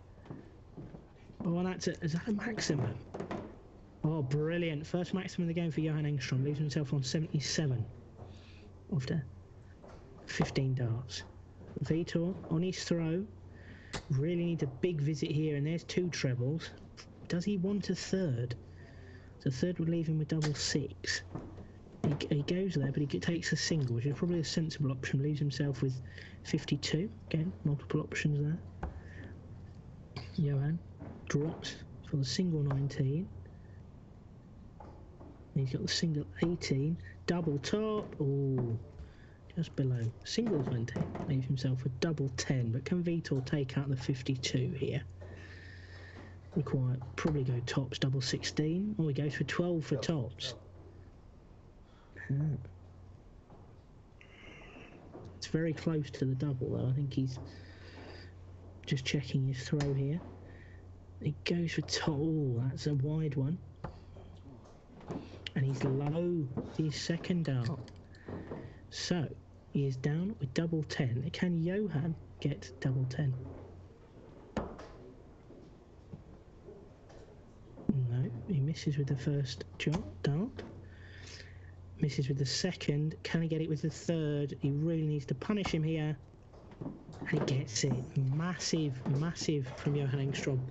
And I'd now like to welcome Tom Beresford. Hello, Tom. How are you? Good evening, Andrew. How are you, mate? I'm good, thank you. Enjoying the action over here. Yeah, just good. Some good stuff thus far. What are your thoughts so far on how play's gone? Yeah, there's been some good averages up there. The late 70s, mid 80s. There's been some really good games as well in terms of drama. I've seen a few of them this evening, and especially the last game involving Vitor Chirua. That was a really close one. Yes, it was. I think I obviously came in with a bit more name value and a bit more experience. But I think Vitor really grew into the game, and to be honest, he was just better in the scoring phase, and once he got a bit better on the doubles, it wasn't as competitive as it might have looked on paper. But this one is proving out to be a really good game. That's a great visit from Johan. Yeah, and elsewhere, Niels Heinsoe leads 3-0 against Andreas Harrison. If anyone's interested, over on another board. I mentioned to Robbie earlier, I'm a big fan of Andreas Harrison. He's a top 40 BDO player. And as you well know, Tom, any BDO player is therefore followed by me. Yeah, he is on his way back, actually. He's just won the fourth leg to reduce the deficit to 3-1, so it's not over by any means. No, I think Andreas is one of those players who he's very hit or miss. He got to the final of the Swedish Open last year against Dan Day and really impressed a lot of people on the way to that final, and then did very little the rest of the year. And he's not really shown his class on these Nordic and Baltic events just yet. But I think this tournament might be, or this weekend, might be the start of him turning that around. In terms of this event, though, he's produced some great darts. An 83.5 average in his last 16 victory, and prior to that he averaged 84.3 in his last 32 wins. So he's certainly playing consistently in the mid-80s. So that should be enough if he wants to progress further in the competition. But he's up against an Icelandic legend, if you like, on the Live Darts Iceland streams in Vitor Chirua, who's been playing some splendid darts over the last 12 to 18 months. Yeah, I think Vitor's been probably the real big find of kind of the Icelandic streams and live darts Iceland. Really, he's instantly recognisable, which is important in a sport like darts. He's instantly recognisable, and he's a great character, and he's got real star quality about him. Two great visits there. Oh, and he fills it up. Maximum from Chirua. Let's see this double 10. Huge pressure on this for now for Engstrom. Well, he's straight into double 6, and he needs double 4. It's not too big of an adjustment. Just inside now, down for double 2. And he gets it with the third dart, so he now moves 3-2 ahead. I think as well Vitor is relishing these sort of events because sometimes he can be embroiled in a match where his opponent isn't firing on all cylinders and it's a sort of a scrappy mid-game spell. But in these PDC Nordic and Baltic events, the Pro Tours and the Euro Tour qualifiers, you have to play well to win your matches. You can't play badly and expect to win. No, I agree. I think often, I mean, it's very much the case in darts. Players play the player rather than play the board. And it's a lot easier to say, well, just play the board. It's very easy to say, but often in some of those live darts Iceland games, Vitor lost close games 6-5 to players that you would think on paper he was better than. And I was mentioning earlier how going into the final regular week of the Icelandic Premier League season, Vitor was 4th and in danger of not making the top 4 at all. And in the end, he got a 6-0 whitewash, and then obviously went on to win the whole thing. But yeah, I think these games where your opponent's going to push you, I think we'll see the best, not only of Vitor, but all the Icelandic players. I think in many ways you can get used to playing the same 5, 6, 7 guys a lot. But events like these, you get to play the best of your region, which just pushes you. You saw Hallgrimur Egilson in his game playing Robert Wagner, a former Lakeside quarter-finalist in 2010, and really pushed him and produced some of the best darts in terms of averages that I've ever seen him produce. So it's great. And I mean, Vitor in the last game was tremendous. He started off really well in this one as well. Just players pushing themselves. But I think you can testify to that. You've been playing darts a lot longer than I have. Playing better players brings out the best in yourself. Of course it does, and when you sort of play a player who you think that well, obviously you go into any game thinking that you're going to win, but where you're playing a player that, say, you've beaten a couple of times before, you sort of have the edge over them, and you think to yourself that I can continue to win, and when they're not firing, it sort of has a knock-on effect to you, because if you're playing against a player who you've never played against, who you sort of admire, who you sort of think, I've got to play well or else I'm going home, then that's when you produce your best starts, because there's no room for error. And when there is no room for error, you play a lot better. And often your back's against the wall in the sense, there's nothing to lose, I'll just go for it. And that visit there is not what Vitor wanted. Two single ones and then a single, yes. Not the visit Vitor wanted. So, Johan, for a 130. Now, a treble leaving the bull. But he doesn't need it. He's got the darts from here for the breaker's throw, and he gets out a ball, so that leaves him with 65. For Johan Engstrom, though, Andrew, in his first two games, he's been sort of a bit hot and cold. His first game, he produced the average of the day so far, a 94.3 average against Paulie Fanila in a 6-2 victory. And then in his last 16 match, he averaged 70.5 in a 6-0 win over Christiansen. So his averages have been up and down, but like we say, it's all about who you're playing. If you're playing against someone who's hitting a 68 average, and that sort of maybe lowers your game. But in the game where he produced a 94.3 average, Paulie actually averaged 84.1. So that just shows that if they're on it, and you've got to keep up with them, and so if someone's slacked a bit, they're off their game, it lays back onto you really sometimes. Yeah, I know. I totally agree with you. It's the whole thing about playing the player. And there's Johan gets double 18, so he now moves 4-2 up. Doubles the advantage, but Vitor's not out of this yet. He has the quality to fire back, but he's got to break the throw if he stands any chance of completing a comeback here, I think. Yes, and he broke that throw earlier on, but he just couldn't really do anything with it. Which was the story of the early part of his game with Bjornsson. Previously, he broke him a couple of times, but was broken back immediately.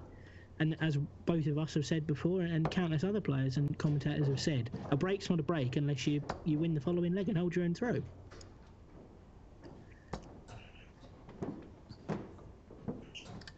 Just and he wanted to start off the leg. No.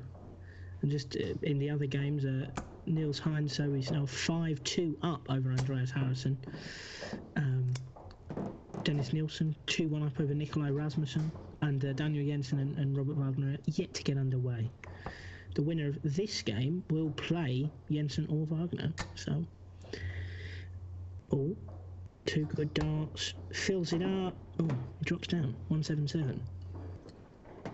Yes, leaves him on 298 after 6, which is a better start from Vitor than the last couple of legs, which have been quite scrappy. I mean, there was a first couple of legs, Vitor was averaging 88, but obviously that's now dropped to 78. But as we were saying, Johan's average is also only 78, so... This has been a marvellous start to this leg, though. 102 average, it plays 106 in this particular leg, so both players are producing the best starts at the moment. And that's an important treble with the last start there from Vitor to ensure he kind of stays on level terms and keeps parity with Johan. There is a sort of a thrust on the follow-through as well, if you notice, with Johan Engstrom's release. There's a lot of shoulder. It sort of reminded me of Chris Mason often talks about thrutch and players kind of putting a bit too much shoulder in. Often you see sort of his leg comes off the ground as well. Slightly unusual action. It was sort of very reminiscent of Nigel Hayden in the BDO World Championships, in that he leans over quite a long way and sort of throws it forward in that sense. I mean, you have to throw darts forward, but you know what I mean. It's sort of he leans quite a long way forward on his front leg, whereas Vitor's got more of an upright throw. So there's nothing he can do here, Vitor, apart from pressure this 40. and really needs a couple of trebles. One will help, but I mean, Johan's in pole position here to go within one of the semi-finals. So Johan Engstrom needs tops for a 5-2 lead. 16 dart leg. He's just inside, so he'll drop for double 10. And he gets it. 17 dart leg. 5-2 up. I mean, to be fair, Johan's just pulled clear in this one as the match has progressed.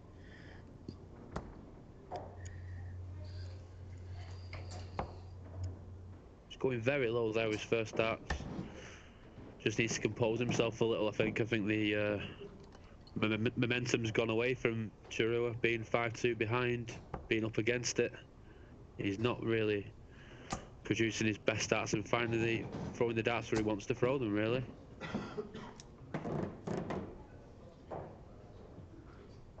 That's another solid visit from Johan Engstrom, as he looks to end this match in quick fire time. Yes, and with the Daniel Jensen Robert Wagner game only just starting over on the other board, if Johan wins it in this league, he's going to have quite a rest.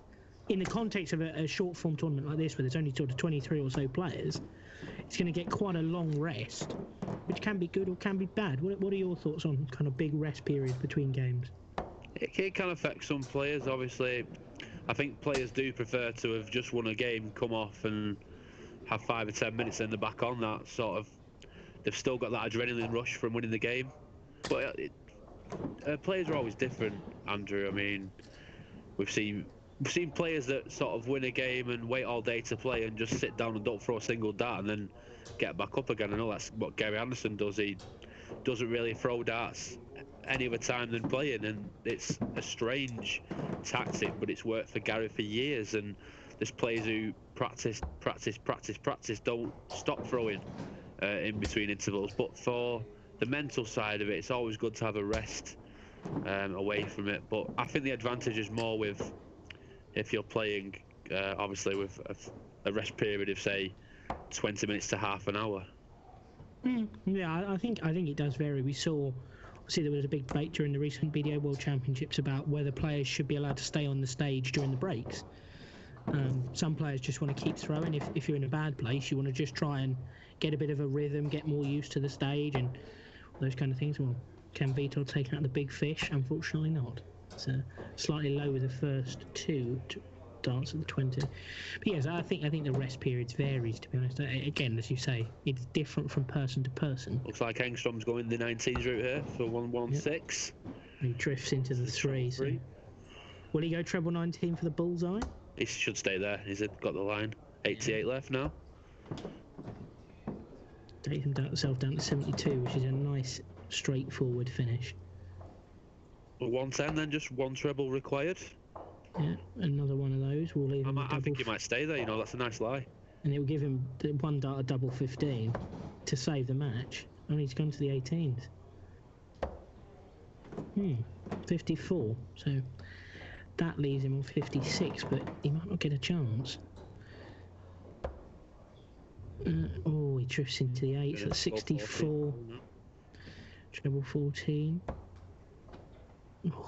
60. That's an odd choice.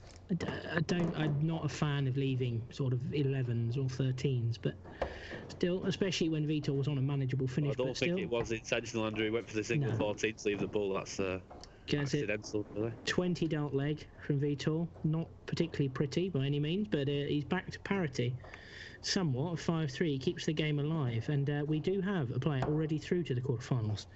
The 2018 Catalonian Open champion Niels Heinso, the Dane, beats Andreas Harrison 6-3 with a 93.4 average. We were saying about consistency. Andreas averaged 83, which is more or less on par with what he did in the other two games. He came up against someone it just wasn't enough against.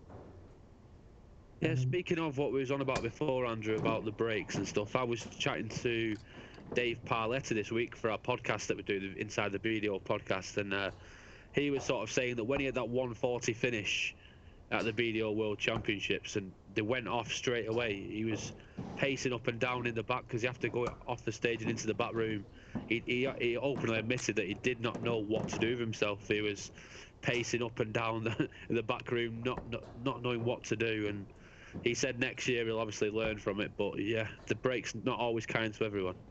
Right, I think it's very true, especially as you say, Dave was a newcomer to the Lakeside stage, and it was just a case of what do I do? And it will be interesting to hear that interview you've done with Dave, and my interview with Lorraine Winstanley in the next episode of Inside the PDO, which we'll be recording and putting out at some point next week. So that should be good fun. And Dave and Lorraine are both in action over at the Dutch Open this weekend. It's a big darting weekend, this one. You've got these competitions in Sweden, the Apple Hotel in Gothenburg. You've got the Masters, obviously, which has kicked off in Milton Keynes. You have the Dutch Open with almost 6,000 entries in all. Crazy. Descending on Assen for the weekend. And just the small matter of the first Australian ranking tournament of the year as well. So an awful lot of darts, and you can follow it all either on the telly or on Dart Connect, which is pretty cool. Or obviously the Dutch Open's all streamed through YouTube and Windmill TV. So it's brilliant if you're a darts fan. This weekend there's an awful lot to keep you occupied with, and all from different time zones as well. So there won't be much of the day that doesn't have darts in it. Just a quick update on the Dutch Open. The pairs final is being contested at the moment. It's Gino Vos and Barry Van Peer. They take on Martin Clearmaker and Justin Van Tahoe. I watched the game with Gino Vos and Barry Van Peer to get into the final, and of course you know Barry Van Peer's dartitis problems, and he was really struggling. He managed to hit the winning double, but it took him couple of minutes to release his dart, and it was great that he pinned the last dart, but it was very concerning times for him. And it's a horrible it's all mental, isn't it, Andrew? Right, it's a horrible condition, and I remember watching the Grand Slam, and you saw what it did to Barry, and it was heartbreaking to watch, to be honest, because the poor lad you just couldn't do it. And we've seen so many players who've had careers scuppered by dartitis, and I know Mark Webster is someone who struggled with it an awful lot. Someone darts fans may know on Twitter, Cole Fletcher, a friend of yours, he has been quite open about the fact dartitis cost him a potential darts career. So Johan Engstrom, 106 to take the match. That's a treble, so that's 46. It. He goes for the 10 for double 18. Oh, there it is. There it is. 106 checkout to win the match. Great stuff from Johan. He finishes with a 79 average. Not his best performance, not vintage by any means, and it's not Vitor's best showing either. But Johan's through, and he sets up a quarter-final, or semi-final, pardon me, against either Daniel Jensen or Robert Wagner. And Daniel is winning that game 3-1 as things stand, averaging just over 75. Yeah, Daniel Jensen is actually a player, Andrew, that I've admired for quite a long time. He represented Denmark several times at the PDC World Cup of Darts with Per Lauritsen at that particular time. I've been watching him ever since. He's done Q School several times, did PDC Development Tour. He has been around the circuit for quite a number of years, and he's certainly going well today in this event. Yeah, I mean, he racked up £300 on the Development Tour last year. And he's also a top 150 ranked BDO player. He got to the last 16 of the Danish Open last year, which is actually, alongside the German Open and the Dutch Open, one of the most competitive Opens of the year. He's a great player, and I'm glad to see Danish darts is getting to a strong place. Obviously, we had last year at the World Cup, we had Per Larsen and Henrik Primdahl. Daniel's been there before. Nikolai Rasmussen actually picked up more money on the Development Tour than Daniel last year. You saw Niels Jorgen Hansen went to Q School and has played some Challenge Tour. Niels Heinzo won the Catalonian Open on the BDO last year and also went to Q School. And obviously we know he's through to the semi-finals in this tournament. So it's great stuff. It's unfortunate so far in this competition and the last one. There's no Icelandic players through. But we know that we'll at least have one Dane and one Swede, potentially a Norwegian. But yes, good stuff, and we've got a bit of a wait till the next game. Dennis Nilsson's also just got through against Nikolai Rasmussen, 6-2 with a 91.7 average. So Nilsson's second 90-plus average of this tournament. Oh, sorry, it's his first. I do apologise. But Dennis obviously won the last event with a couple of cracking averages. But I'm just going to take a short break before I come back. Yeah, just a quick update on the PDC Masters, which is over on ITV4 at the minute. Mentor Suljovic leads Simon Whitlock by a score of 4-1 scoreline, 109.28 average in those first 5 legs. Scary stuff for a Mentor, but there's a long way to go as it's a race to 19 legs. So if you are enjoying the footage here on Live Darts Iceland of the PDC and Nordic Euro Tour qualifier number 5, then please give us some feedback on YouTube or on Facebook, Periscope and Twitter. It's certainly going to be an interesting conclusion to the last session here of the PDC and Nordic Euro Tour qualifier 5.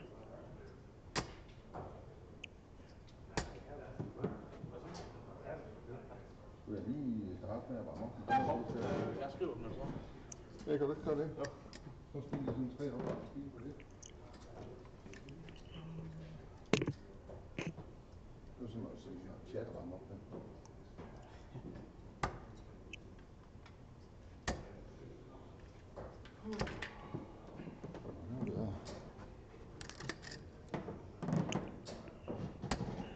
In our next match here on the streaming board 8, the PDC and Nordic Euro Tour qualifier 5 features Sweden's Dennis Nilsson as he takes on Mr. Heinsoe. Should be an interesting battle to see who can book their place in the final of the PDC and Nordic Euro qualifier number 5.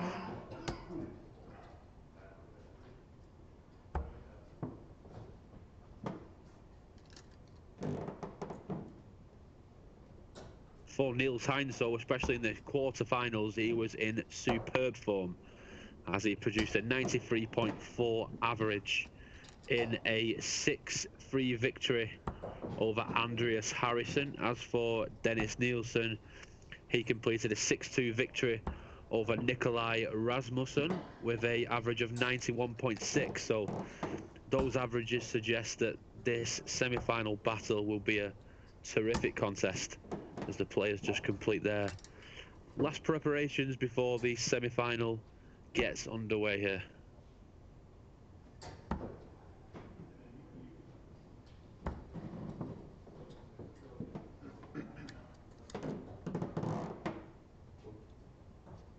Over the course of the day, Dennis Nilsson completed a 6-4 victory over Springborg with an 85 average. And then in the quarterfinals, he produced, like I said before, a 91.7 in a 6-2 victory over Rasmussen. So how can he get on here against Niels Heinsoe? We're about to find out, guys, as the match is just about to get underway.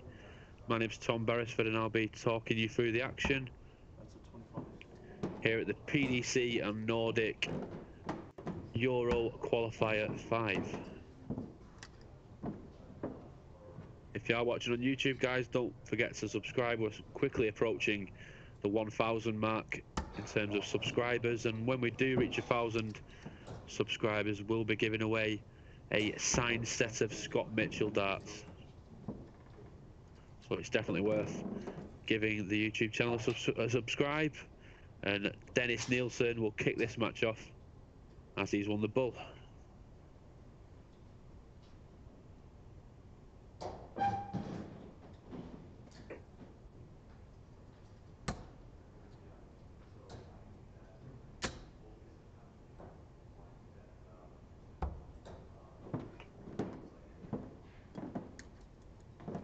Not the best starts with Dennis Nilsson. Can Niels Heinsoe stamp his authority in the leg from the very first visit.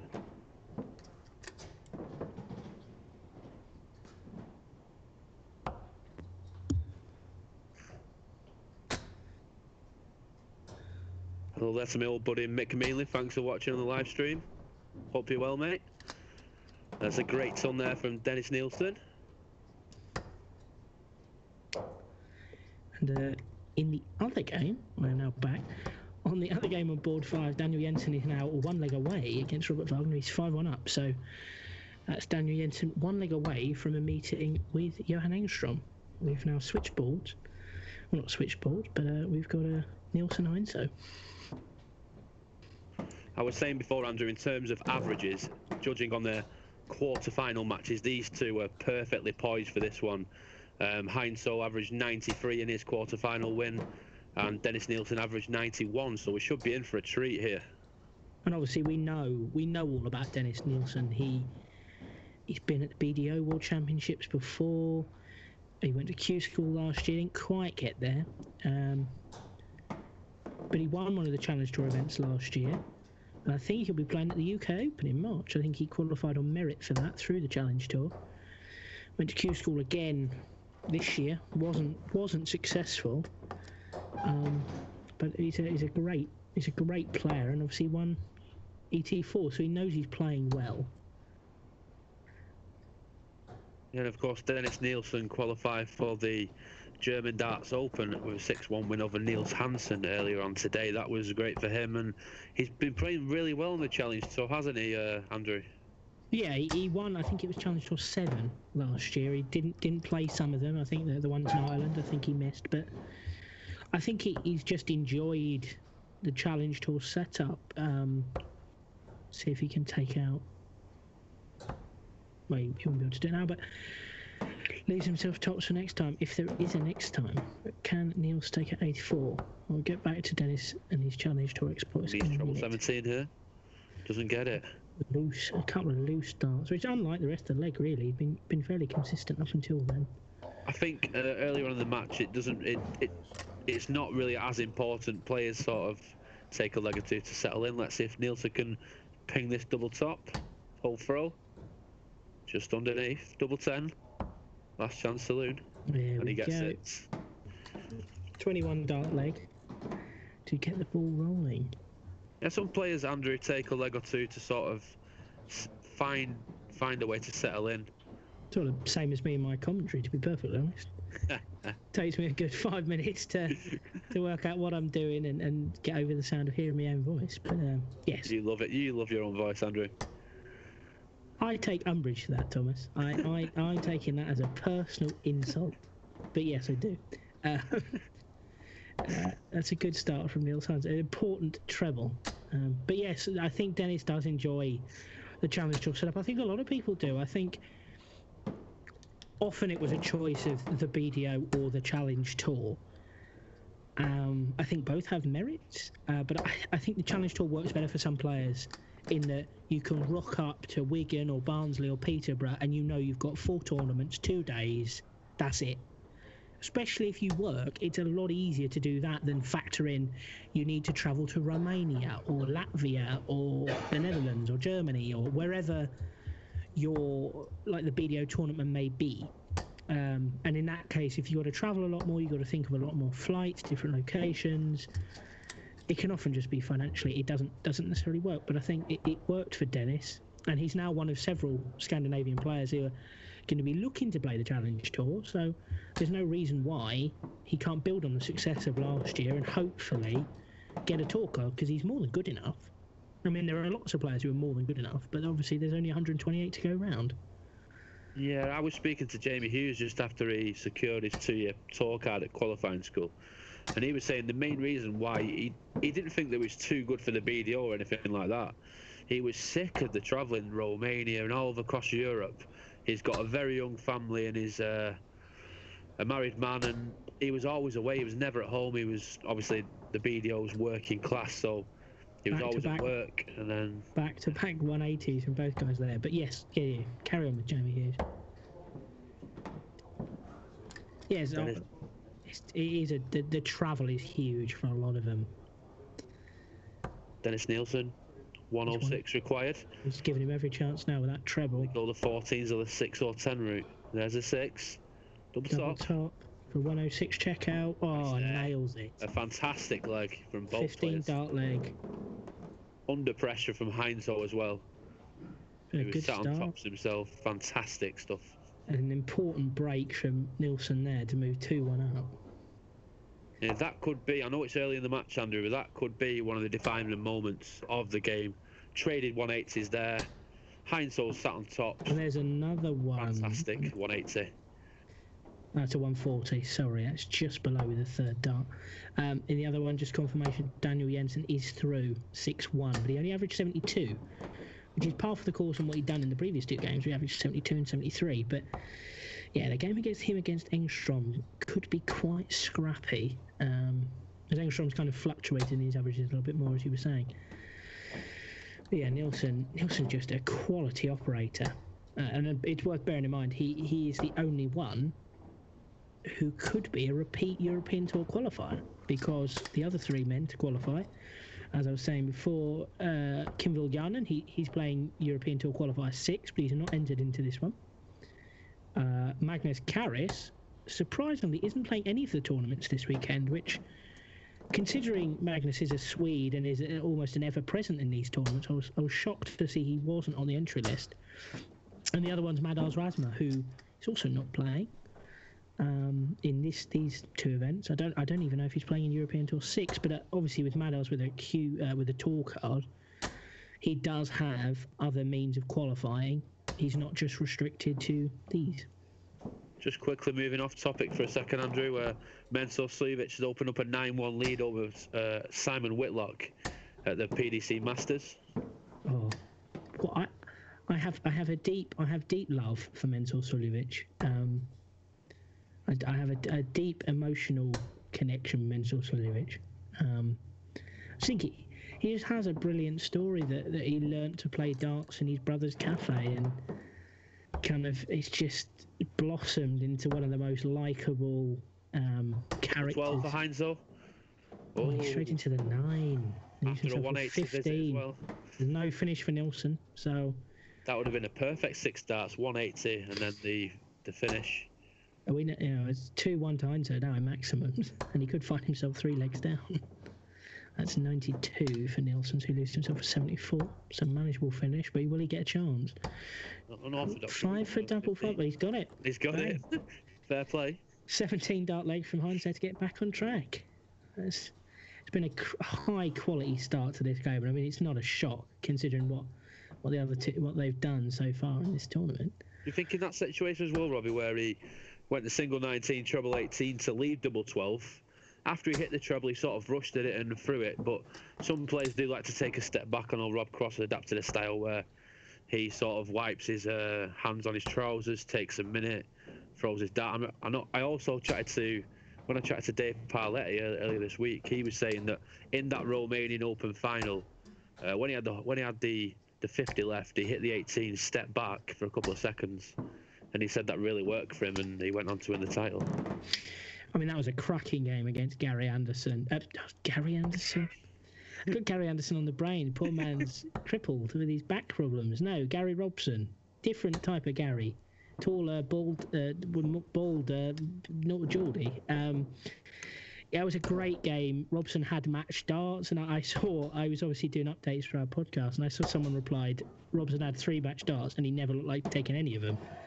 And it was very true. It was a game where he never actually felt like he was going to win, despite the fact he was ahead for a large portion of it. But yeah, Dave showed great composure then.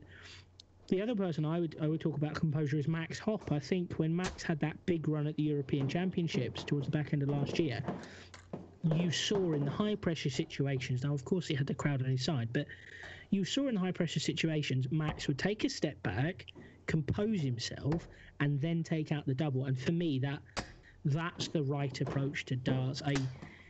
I'm not someone who has a particularly quick throw, and I think quick throwers, in many respects, it can be a help and a hindrance. When you need to hit a pressure double, sometimes you adjust too quickly and you can't find the line. But yes, I think taking a step back and just kind of let it breathe, Don't a loose throw, because a loose throw you could either bust in some instances, and he's left himself the ball. Ball for a 15-darter. No, that's well short. I mean, it's a great line. It's just short. Nielsen's on 56 here. I assume he'll go 16 for tops. Well, that's very close to the treble. I think treble's good as well in that sense as well. That you still need double 4. 14 dart leg for Dennis Nielsen. Moves 3-1 up and with an 85 average now. I do know if I'm going for 56, I aim for the treble, because even if you miss it, you've left the double 4. 16, and then you hit it, you leave the double 4. So it's a win-win situation. But some people, if you aim too much for the treble, you're dangerous into slipping into the 8. Of course. Very true. Just in the other game, they are now underway. Johan Engstrom's taken the first leg there. It could be a battle of the Swedes in the final. It could either be a battle of the Swedes or a battle of the Danes. What with Heinzo and Jensen being Danes, and Nielsen and Engstrom being Swedes. I feel in this game, Robbie, it's all... sorry, Andrew. It's been about who's been taking the chances, because the averages are similar. They're both producing big scores, leaving finishes after 12 darts or so in most legs. It's just about who's taken their opportunity. That 106, like I said earlier, was the key shot. Oh, it was vitally important. It's just a case of they've both been pretty good on their doubles, to be perfectly honest. Heinzo has taken more or less the only opportunity he's actually got. In most of those legs, he's not actually had a shot at a double. And just Dennis has been really impressive. I think there was one leg that's dragging their averages down, but in general, they are both throwing tremendously well. That's an important treble there for Niels with his final dart. Just to confirm, Mensur Suljovic has completed a 10-1 win over Simon Whitlock. The next game on is Stephen Bunting against Darren Webster. Oh, how did Mr. Gurney get on the opening game of the evening? I did see it. I've not got a result to confirm. I will get to you in the next couple of seconds. I do remember that Dave Chisnell was well behind. He got it back to 6-4 at the second interval. Okay. I will get you a quick update on that. Masters is always a strange tournament for me in that I don't normally like the non-ranking tournaments, but I actually really enjoy the Masters. I think probably because it's the first tournament of the year. I think that normally is the appeal for me. Whereas I don't particularly like the Champions League that they brought onto the BBC. Yes, it's good to have darts on the BBC, but it feels little more than a glorified exhibition, to be honest.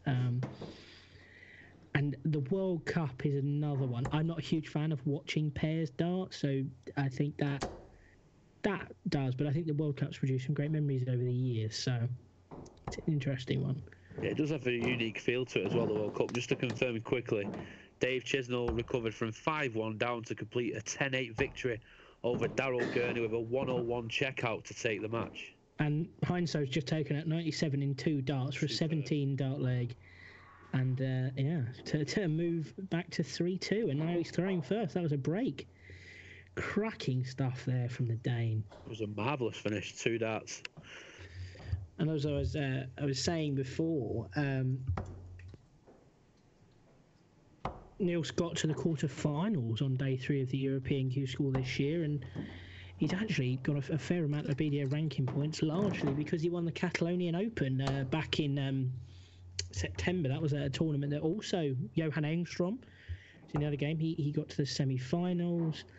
I think it was, I can't remember if it was Mike van Duivenbode or Niels Zonneveld, one of the new Dutch tourcard holders. They were in that tournament. Brian Locken, Roger Janssen, and Francis Carragher, the Republic of Ireland darts player, who's a regular on the old Twitter sphere. They were all in that. It was a pretty good lineup in Catalonia, actually. I think actually Portuguese Jose de Souza, recent World Championship participant and tourcard obtainer. I think he was in that competition as well. So Heinzo's opened a bit of a lead here in this 6th leg. Can Nielsen pile in a couple of trebles to get back into this one? I mean, Heinzo's really up the ante with his averages. 87 overall, 103 for this leg. Is certainly playing the better of the pair, despite being behind. I think, to be honest, that's a case of Dennis, in the legs he's lost, hasn't played very well. Which, to be fair, a lot of players, when they know they're not going to win a leg, kind of take their eye off a little bit. It can be. Obviously, this isn't on a stage, but often with the lights and the TV cameras and so on, it can be. So that really puts the pressure on. Yeah, he's left himself a 105. Level pegging now, really. So he's left himself 82. You might either go the bull or treble 14. a bull for double 16. That would be the sexy way to do it. Not necessarily the sensible way to do it when you've got money at stake, but in the end he's butchered it and got 34. I don't know what he was going for there. Was he miscounted, or I don't know what he was throwing at? He went for double 11 before, so I don't know whether he was trying to get the treble 20, and Dennis has left himself at 80 maybe. Tops, or treble for. Oh, he's gone for the tops. Sexy darts. He did go for the sexy darts. That's quite a dazzling shirt he's got on as well, Andrew. I mean, I'm not saying that's in the world of the sexy dance shirts, but I mean, he's certainly flamboyant.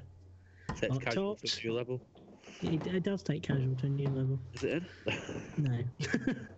You've lost it. The flight blocked the top of the... now, Nielsen, for tops, that's quite high. That's also quite high. Neither of those are great guides, and he doesn't find it with the third one either. Could those be crucial misses? Just to confirm, guys, we have got an appointment at Specsavers in the morning. So just let you know for the next stream, that'll be sorted. Yeah, I'm going away tomorrow, so I've got a chance to rest the eyes and work out what's where on the board. Yeah, there we go. Hindsight takes it out. 20 darts. We have a level game. We have a level game. Nielsen's averaging well below what he's capable of. But yeah, I think the game's finally poised now. And an update from the other one, Jensen's pulled it back. 1-1, but it's quite a scrappy game. Sorry, Johan's just moved to 2-1 up, but it's quite a scrappy game. Daniel's averaging just 68 at the moment. Oh, is that a maximum? Yes, it is a maximum from the Dane. He's third of the match. Delightful darts from the Delightful darts from the Dane. Yes, there we go. That's like on the Romanian Open last weekend. I'd got the terrific tungsten from Telnikas in my head from Lakeside, and then he didn't beat McGeaney, so I had it saved, ready for his semi-final victory over Gary Robson. Before he lost to John Michael, of course, in one of the big talking points of last weekend. Huge talking points. There's been a lot of debate over. I know some of the players are upset about the fact that they were losing ranking points over against the PDC tour card holder. I know that. I mean, in theory, everyone's losing points because everyone John Michael beat is losing those ranking points. And I don't know. I think I was quite, I don't know, indifferent about it at first. And then I spoke to a couple of players. I had nearly another maximum there from hindsight. But that's cracking stuff. A maximum of 140 and a Beautiful 60. Darts. Until 1-2-1 after 9. Brilliant stuff. But no, I spoke to a couple of players about it. Gary Stafford, the Hampshire player, he's a BDO top 50 ranked player. I spoke to him. He's over in the Netherlands at the moment with Scott Mitchell, good friend of Scott Mitchell. And Gary was kind of saying that it's up to, he had permission to play, and sets it up perfect. It's up to the regional organisations to sort out who's eligible to play and who's not. Nielsen 76. He's got to stay there, really. Yes, he's there. Double 8 for the 96 checkout. There it is. Oh, he's got it. Brilliant stuff from Nielsen. 4-3. That's the first real show of emotion that Dennis Nielsen has shown in this match, because he knew he had to take that. Well, yeah, he'd gone 3-1 up and then produced his two worst legs of the game and really looked second best. And now he's pulled himself up, and to be honest, that was a leg where Nielsen was absolutely irresistible. It's arguably Neil's best match, the best leg of the match, really. Yeah, he was down to 1-2-1 after just 9 darts. But no, with regards to John Michael, Gary Stafford was saying to me that it's up to the regional bodies to make a decision who's eligible to play and who's not, and Romania had no problem with it. And to be honest, you've just got to play who's in front of you. You win. You don't. In the second competition, he was actually beaten by Tony Martin, the husband of Anastasia Dobromoslova. Tony appears to be making a bit of a comeback, given that he got to the semis of the pairs in the Netherlands. He's also in the singles competition, and he's entered into the Scottish Open coming up. He's a huge soft tip player as well as Tony. But I think I got the impression that he's playing these as a warm up for some bigger soft tip competitions, but you never know. Obviously, with Anastasia, he's got someone to travel with for the BDO competition, so it's a tough one for him. But I mean, he'd be a great player. I'd love to see him back at kind of Lakeside or wherever the next World Championships is. But yes, John Michael lost to him, and it's like, well, Tony's not actually playing for ranking points either. As far as we know, he's just playing these competitions to kind of stretch his legs a little bit and get a bit of competitive exposure. And at the end of the day, it's over the course of a year. So Jeffrey Sparadans was the main one to complain. Unless the 3 points he lost from not getting to that final cost him a spot at the World Championships, I can't see how it's going to be a massive issue. But it's certainly a talking point. And one I'm sure me and you will get into next week on Inside the BDO, which you can follow over at Twitter, and it's on iTunes if you so choose to give it a listen. I recommend that you do. And if you've got any questions, please fire at myself or Tom on Twitter. And if you've got any feedback on the commentary for tonight, please let us know in the comments on YouTube, Facebook, Twitter. At me, at Tom. Just don't at us with abuse. That's all I ask. I mean, I've already been taking the mick out of. Beautiful visit from Dennis Nielsen. Sleeves 62. Lots of breathing space here. It depends what Niels Heinsoe can produce here. There's not really going to be enough. No, he's not even left. Well, he has left himself on a finish, but it's a tough one. These next 6 starts could be the defining moment of the game, really. After the 45, 17 remaining. Where do you go from here? Do you go one for double eight? That's the way I'd go. Yeah. Double eight's good to him again. Yeah, he loves that double eight tonight. 62, and now he's moved 5-3 ahead. And he's still averaging just 82. Heinsoe's really kind of dropped off in the last couple of legs. An update on the other game. Johan Engstrom's 5-3 up. Sorry, no, he is not. That's outrageous. He's 3-2 up, averaging 81 to Daniel Jensen's 75. I think when people say as well averages aren't everything, it's the W that counts, and hitting the key shots at the right times, that's the most critical factor in matches. When you take your shots and how you take them. I mean, it's very true. I think averages are not everything, and they mean more to different players than others. So, can he get it? Can he final it up? Yes, there we go. Second maximum of the game for Mr. Nielsen. Takes himself down to 2-2-1 after just 6 starts. Sometimes, Andrew, if you're averaging 10 points less than your opponent and you're on the throw, you've still sort of got the advantage in that particular leg. It's not always about the averages, but that was a great start from Dennis Nielsen. Can he follow it on? He certainly is the favourite to end the match in this leg. That's a ton. That's a great song to leave. Leaves himself with 1-2-1 after 9. Yep. Snap. Bang. Bingo. Is there an echo in this room? Niels can't actually leave himself on a finish here, but he's applied as much pressure as he really could have done. Yeah. Is he going to try and take out the 1-2-1? He's got 6 from here. I feel that he won't go for the bull if he does it the treble 17. 84 left. Back 18s. Up to 20s. Yeah. And leaves himself a reasonable 64 for when he returns. What sort of pressure can Niels Heinsoe apply here, Andrew? Not much. He really needs a treble of some kind. Well, taking a step back just to try and work out where he is.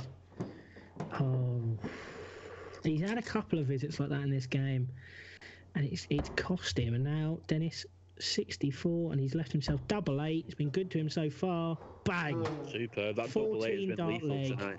3 consecutive legs won on double 8. Gives himself a 6-3 victory with just an 84 average. That's some cracking stuff from Mr. Nielsen there.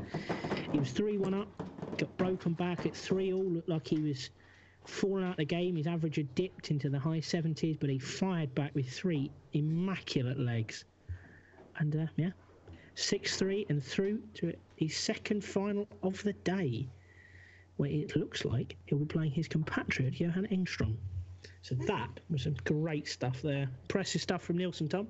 Yeah, it was a brilliant performance, and especially from 3-3 after he just dropped 2 legs on the trot. And the way that Niels Heinz saw, he wasn't buckling in any way. It was 3-all. He finished after 9 darts. Left tops after 12, and then Nielsen produced that great leg to move in front. And I think then Heinz saw sort of his head dropped a bit, and Nielsen's gathered some momentum and confidence, and that's what got him through that game. Yeah, I think he just showed a bit of grit and determination there. 3-1 down, 3-all. You could see he'd had the wind knocked out of him a bit, and when he won that 7th leg, you saw a real show of emotion. I think, as you said, he needed make or break, and that was Heinzo's best leg of the game, really. He left himself on 1-2-1 after 9. At that point, he's a massive favourite, and he ends up losing the leg. So, yeah, great stuff from Nielsen, and now he's 1 game away from qualifying for the European Tour 5 in Austria. And Engstrom is looking like he's going to book his place in the final. He's 4-2 up, and he's just kicked off the 7th leg with back-to-back 140s. So he's going great in this other semi-final. Obviously, the Austrian Darts Open last year was won by Johnny Clayton when he beat Gerwyn Price in the final. Yeah, and he got that commemorative jacket as well, I remember. Do you remember that? I do, indeed. He played some cracking darts in that tournament. Beat Max Hopp, James Wade, Ian White, Mensur Suljovic, and Darius Labanauskas was the Nordic and Baltic qualifier for that event. Got to the 2nd round where he lost to Mensur Suljovic. So, yeah, I mean, the European Tour is just a phenomenal expansion of the BDO and... sorry, not the BDO, the PDC rather. I do apologise. Yeah, it's just been a brilliant expansion and just another opportunity from players from Eastern Europe, the host nations, and the Scandinavian region to just really kind of stretch their legs and get more opportunities against better opposition. And you saw them taking advantage of that last year. You saw the likes of Marco Cantella, Kim Viljanen, all qualifying for those events and really giving them a good account of themselves. Madars Rasma as well is another one. And yeah, it's just great to see him get those opportunities and keep cracking on. And we're seeing the European Tour expand. They're going to visit Prague this year for the first time, and I look forward to. Obviously, they visited Denmark last year for the first time as well. So Danish Darts Open was a real success actually, and I think it was Per Larsen and Brian Locken who were the 2 Danish qualifiers. But with the likes of Heinzo, Niels-Jørgen Hansen all really kicking on, that should be a really competitive qualifier for the Danish Darts Open in Copenhagen, which should be in June. But as you know, Andrew, I was chatting with Rod Harrington this week, or the past week, and he was saying that they're about to try expand the PDC Pro Tour to Europe. What do you think of that? I think they want it to be sort of like the PGA Golf. They have their European Tour and Pro Tour. It travels all the way across Europe, all to different venues. How do you think that would be for the players? I think it would be interesting. I really enjoyed your interview with Rod. I think he talked about a lot of interesting things. Look, I think we are getting to the point with the PDC schedule where oversaturation is going to be a little bit of a problem because you have so many events and you have the players not really, some of them, especially the lower end of the rankings and so on, they just don't have the facility to travel to every event. So, yeah, at the moment, all bar one weekend of the Pro Tour. Sorry, there's 30 Players Championship events this year. You've got 2 in Hildesheim in Germany and 2 in Dublin. But that's 26 events in England. But does spreading it around the rest of Europe help with that? I don't know. But again, darts is becoming a more global sport. So these conversations about darts moving round are certainly going to come up to the table. What I'd personally like to see is just a couple more events on the European Tour, or maybe the World Series of Darts having an event in Europe, maybe an event in Sweden or something like that. I want to see darts grow, but I don't want to see it grow to the point where there is darts all the time and you're going to get more and more Pro Tour events with players just withdrawing because they can't play every weekend and they've got families and so on. So I don't know. It's an interesting one. But yeah, I don't know. What are your thoughts on potential Pro Tour expansion, Tom? Well, just a quick one on the World Series. I do think that the World Series sort of needs to expand. I know when they visit Australia in August, there's 3 or 4, I think there's 4 events, including the Auckland one, where they could maybe just do the 2 and then go out to countries like, say, Iceland or Denmark. Darts is already huge in Germany, so I wouldn't have it in Germany because it's already big there. I want to be going to countries where they want to make darts more popular. I know Iceland, with the live Darts Iceland streams that we're producing, that darts is becoming more and more popular all the time. And if we can get Iceland to the way that sort of Germany and Denmark and Sweden, darts is already very, very big in Scandinavia, but Iceland has sort of been the area that's been sort of pushed away. But with the live darts Iceland and these great events that we bring to you, hopefully the PDC can look to expand into other areas of Europe as well, not just there, but like say the Czech Republic. We've got the European Tour event in Prague, so that should lift things up as well. What are your thoughts on that? Yeah, I would love to see more events in Scandinavia, but I think if you're talking about the game growing, just quickly as an aside, Johan Engstrom's just wrapped up his game against Daniel Jensen. He's won 6-2 with an average of 85.5 to Jensen 78.5. Yes, I was slightly surprised that they got rid of the World Series event in Shanghai. Because obviously we've seen with the Asian Tour and the Asian Tour players who were at Ali Pali recently, Asia's just such a massive hotbed for darts. Obviously we've got Mikuru Suzuki, but I genuinely was very shocked to not see a World Series event in Asia at all. I think you could have had it in the Philippines or maybe Manila. Great city for sport, Manila. Or you could have maybe gone to Tokyo or Shanghai or Beijing. But yeah, I was really shocked that there isn't one in Asia, but there's still sort of, is it 3 or 4 in Australia? Yeah, 4, yeah. Yeah, I mean, I don't know. Obviously, the travel aspect has to be taken into consideration, but it is a long time to be over there. For the players, it must be so tiring as well from going to that to the PDC season resuming in September. They sort of don't have long to recuperate. No, and I think you see with the Premier League, I know a lot of people like the Premier League, and slight unpopular opinion here, I don't. Because regular weeks, you've got Premier League on a Thursday, bang, Players' Championship Saturday and Sunday. It's like, yeah, the Premier League's all right, but it's sort of a gimmicky thing for me, and it's I'm not a big fan. So, I don't know. It is what it is. It's good to be seeing the game grow, and yeah, I would love to see an event in Asia. Like, I mean, you looked at the first 2 Asian Tour events last weekend. Royden Lam was exceptional in the first event. Paul Lim was just, he's a marvel. But I mean, you've also got the likes of Noel Malikdem, who did well. And then, as I say, you've got Suzuki in that. So I don't see why a World Series event in Asia, I think that would be brilliant. You could get such great quality representatives. And the thing is, you could just take them from the Asian Tour. It could be another perk of the Asian Tour. You could have, say, the top 8 in the Asian Tour would qualify for the World Series or whatever.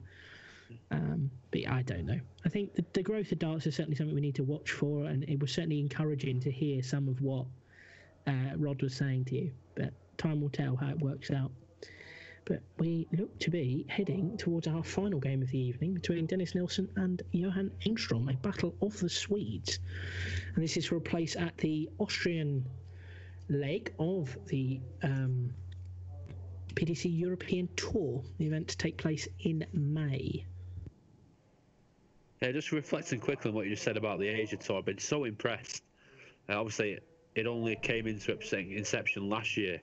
We've seen a 9-dart leg in the first weekend of the PDC Asia Tour. We've seen some great players. I've never seen a PDC Tour that the standard has been set so high straight away. It was immediate. There was a Noel Malikdem hit the 9-dart leg. Like you say, Paul Lim won on the Sunday last weekend. But on the Saturday, He reached the final and averaged 106 and still lost. He averaged near on 110 in one of his matches on the Sunday when he won it. So he's 65 years old, Andrew. This man just will never go away. I mean, I'm not even 25 years old, and I've not got half the ability he's got. So, yeah, I put a pull into Marvel, but darts is growing all over the world. And that's something that's just a brilliant thing to see. And as I was saying earlier, it often only takes one player from one country to get a big opportunity to open doors for tens and hundreds of others.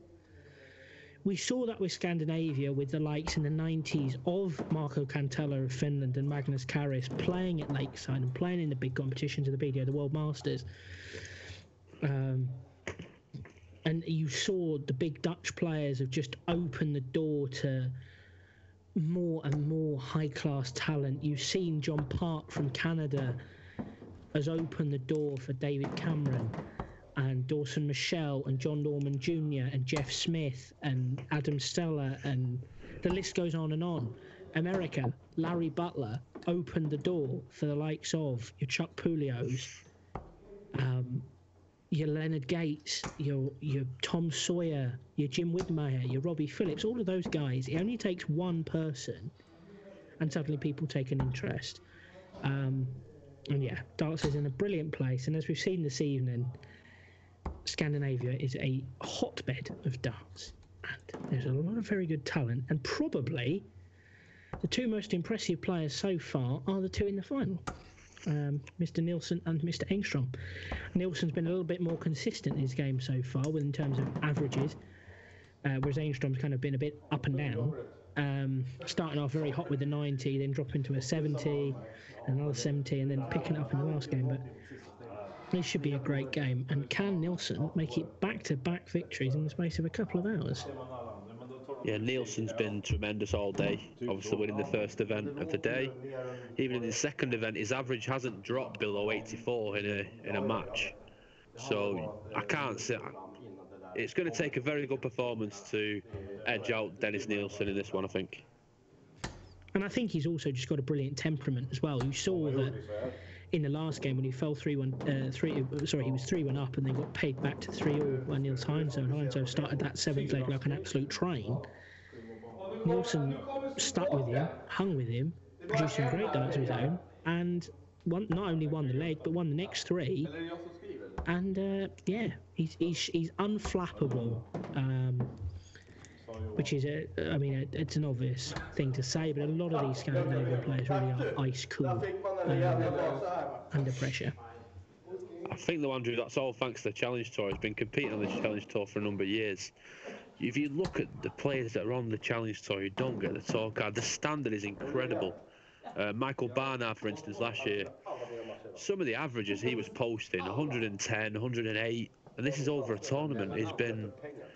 The standard on the Challenge Tour is ridiculous, and Nielsen will have been in positions where he's been maybe 3 or 4 down and had to come back to win the match, and that's the beauty of the Challenge Tour. That's what Rod Harrington set the Challenge Tour up for. It's not just a sister tour to the Pro Tour, the rewards are there for it as well. If you can finish in the top 2 of the Challenge Tour, you win a tour card.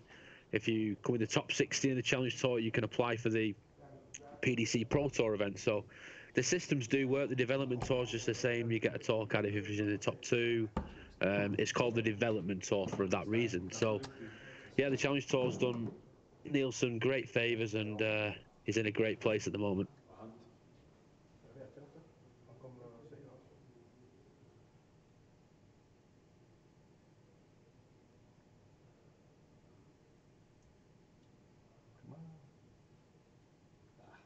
And the two players are just waiting for something to be amended, maybe the scoreboard being set up for this one, or maybe a board change, perhaps.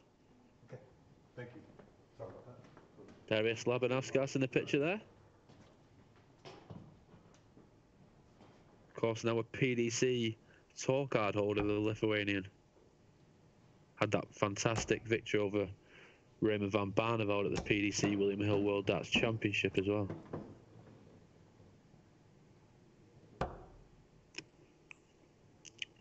The two players just applying their final preparations ahead of the final of the PDC Nordic and Baltic Euro Tour Qualifier 5 for the Austrian Darts Open in Vienna.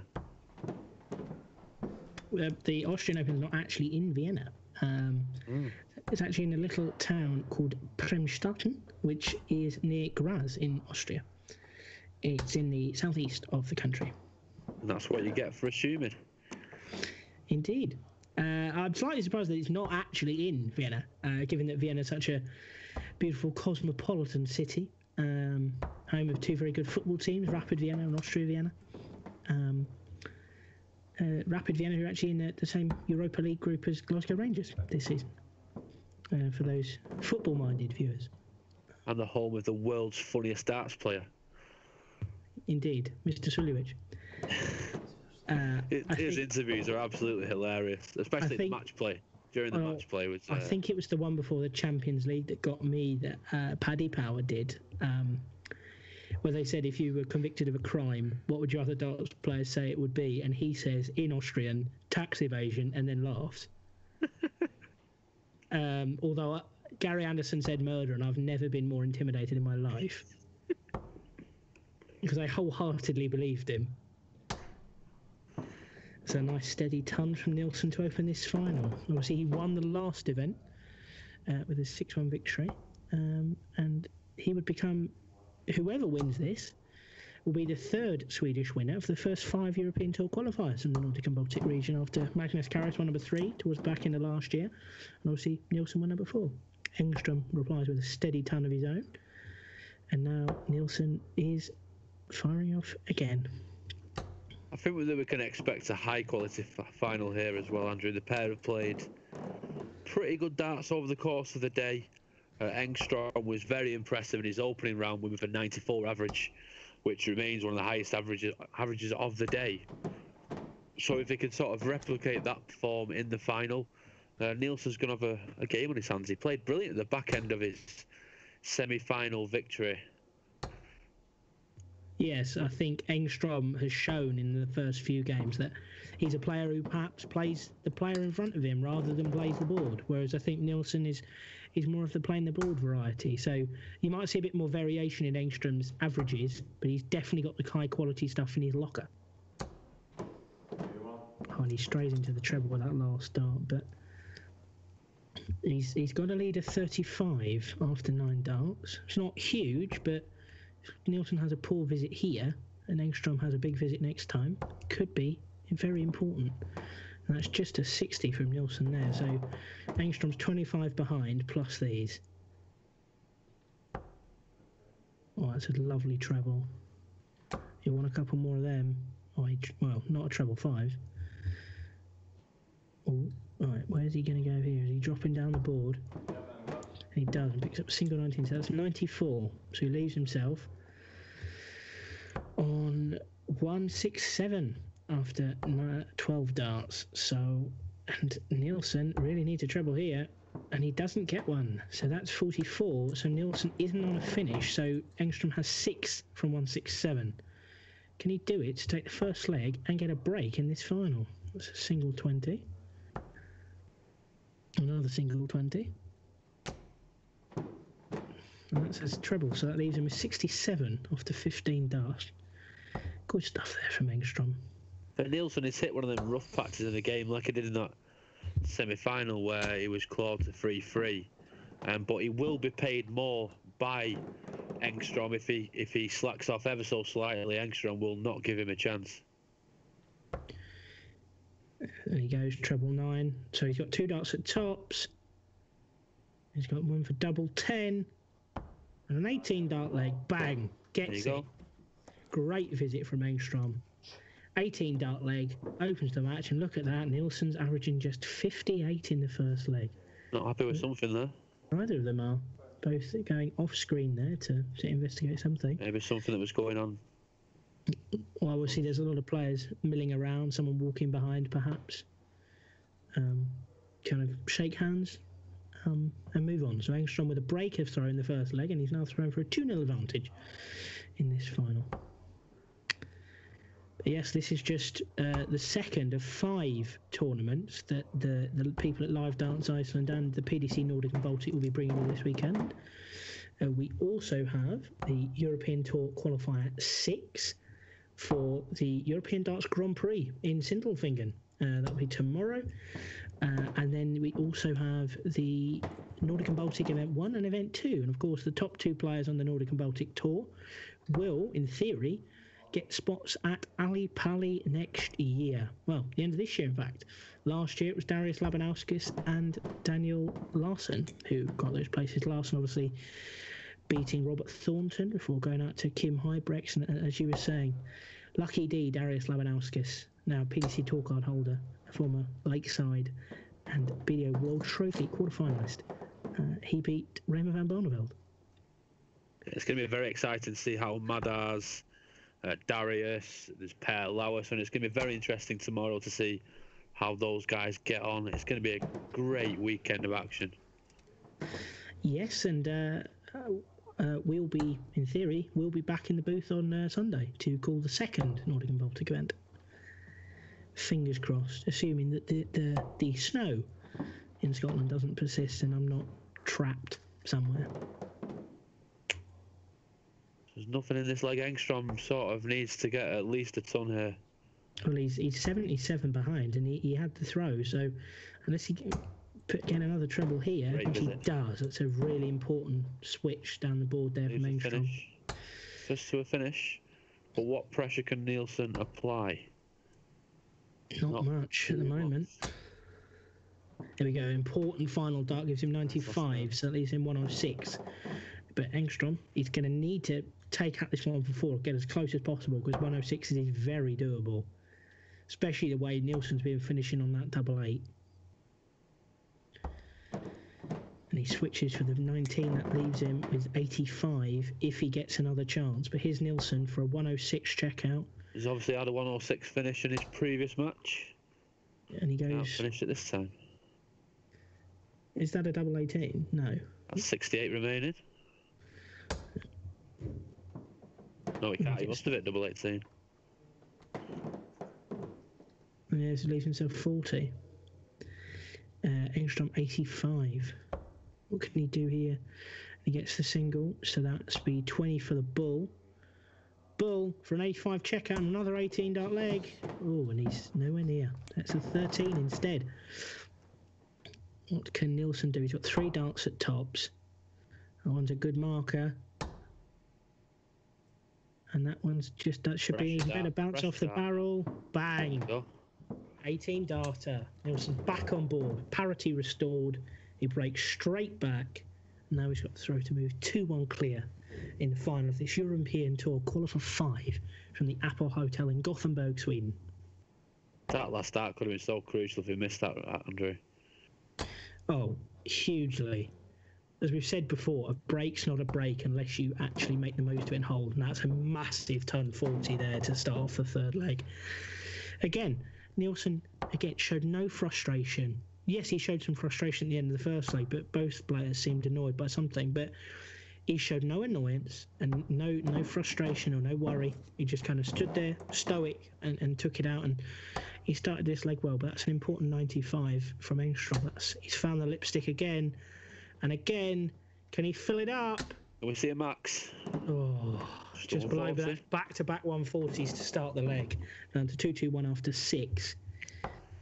Establish a healthy lead in this leg as well, with Engstrom needing to hit trebles now. He finds it with the last 96. Dart for a 96. But I mean, Nielsen's still got an advantage of, well, 89 plus these. Oh, that's an important treble. And he gets a steady ton. I perhaps would have switched there for maybe a 17, but Engstrom's back on 310. He needs a minimum of 140 to leave a checkout. He's going to have to hit that treble. Right, straight into the 5. So Nielsen's got 6 from 1-2-1. And he's there after 9 darts. That's a 20. So he doesn't need to go for the bull. I think he would have done anyway if he got the treble, because why would you go for the treble 17 if you weren't going to go for the bullseye? That's very true. Leaves himself 83. That's his worst visit for the match, really. That's an important treble from Engstrom, and Max here would be huge. And he strays into the 5 again.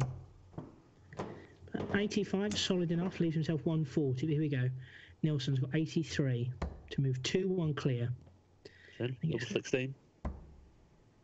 Brilliant. Oh, 14 dart leg. Bang. An 83 checkout for a 14 dart leg. Nilsson moved 2-1 up now. He's pushed his average up to 81. Engstrom averaging 83. Cork and Engstrom getting a max. 7-7 or 1-7-1. 1-7-1. It's as good as a max. It's as good as a max.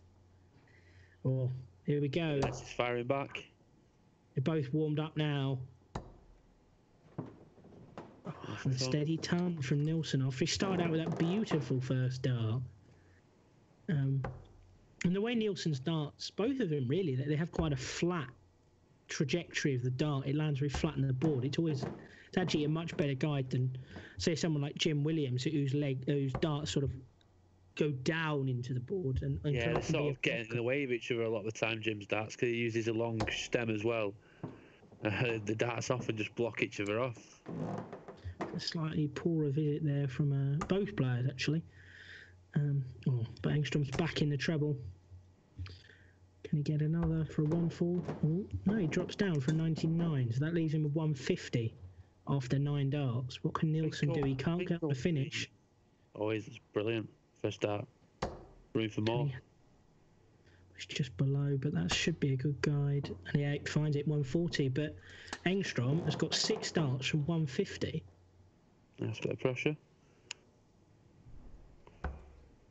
Just going for the 2 treble 19s for double 18.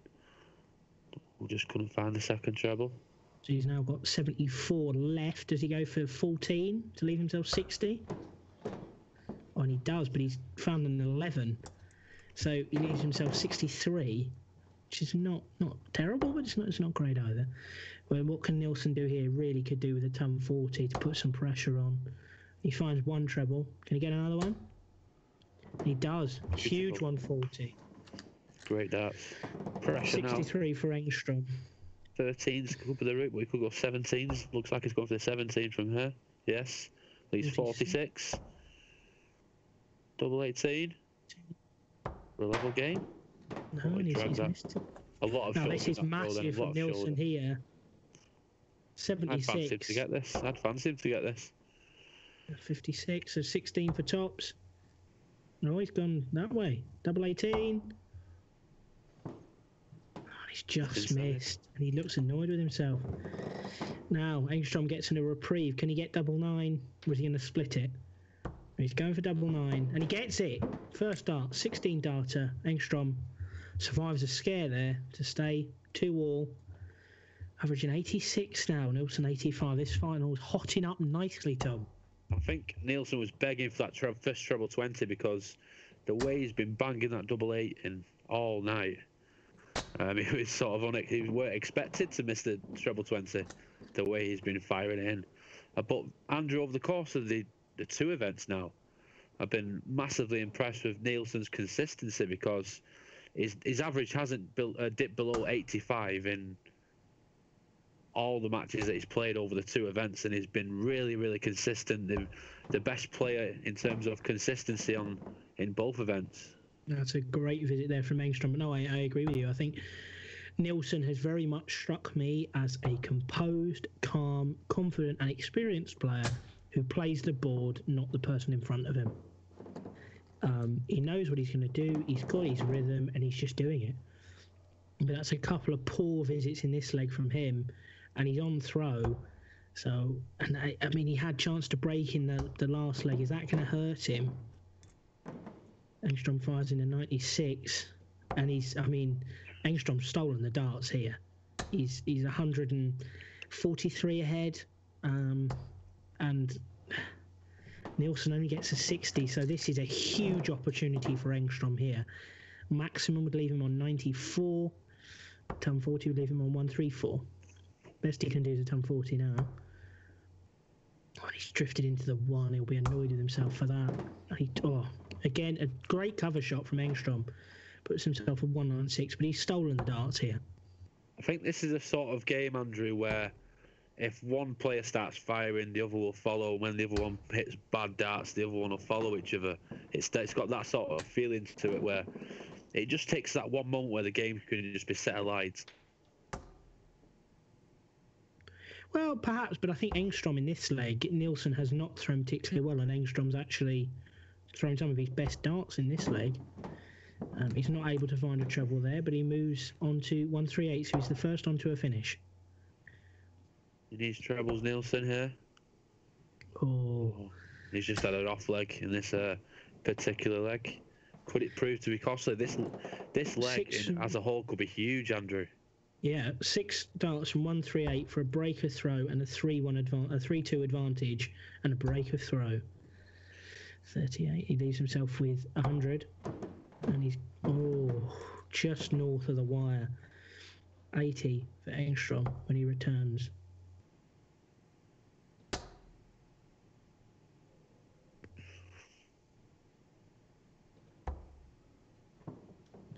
Just 59 for Nielsen again. Another poor throw. 80. He's going to get a double here. Oh, he's found the treble. So double 10. Oh, just inside double 5. Oh, just north. Now this would be absolutely massive if Nielsen can take out a 164 here. And he can't now. Just finds a single with his first dart. That's an important treble. Got to put pressure on. Double 5's not easy, especially if you drift inside with your first dart. 103 left, just trying to compose himself and have a think about this. 64 to go. That's a good. There's pressure on Engstrom here. Double 5, and he gets it. First dart, 19 dart leg from Engstrom. He moves 3-2 up with a breaker throw. Oh, advantage Engstrom now. That was a poor leg from Nielsen. I think if Engstrom lost that leg, that could have been catastrophic moving forward, because he really did play well in that leg. Well, I mean, Nielsen was averaging just 56 when he stepped up to try that 164. That would have been... Darts can be a very cruel sport, and that would have been very cruel indeed.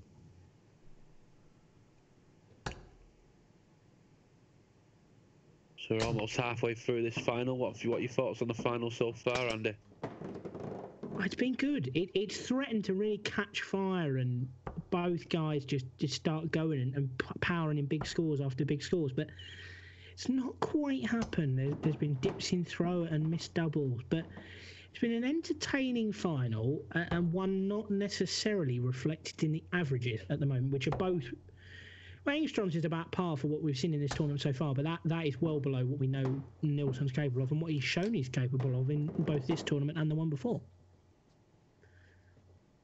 There's nothing in this leg at the moment when it comes to the scoring. That's a great start from Engstrom, straight into the treble. Going downstairs here. Beautiful 137. And he leaves himself on a 168, which is not a finish. But what can Nielsen do here? He can't do anything. He won't be on a finish. So Engstrom will have 6 darts from 168. I mean, Engstrom has really taken his chances here.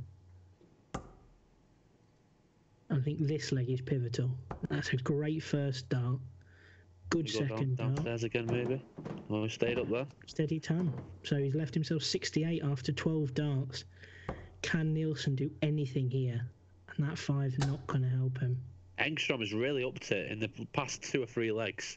He's sort of seen a weakness there in Nielsen. He's really upped the ante, and he's a deserved leader in this game so far. Well, I think, yeah, his doubles haven't necessarily improved. It's just the scoring phase of his game has been considerably more impressive. Goes upstairs, the 20. Well, he switches to the 16s. That's a good guide. Double 16. Oh, and just the other side of the wire for what would have been a 15 dart leg. Just like the previous leg, this could be huge. Another massive opportunity. And he goes for the bull to start and finds a 2, which isn't going to help, and that's just a single 20.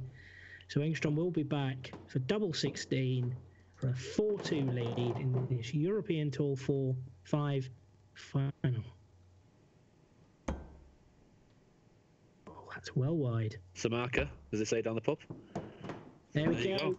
17 dart leg for Engstrom, and he is now 4-2 up.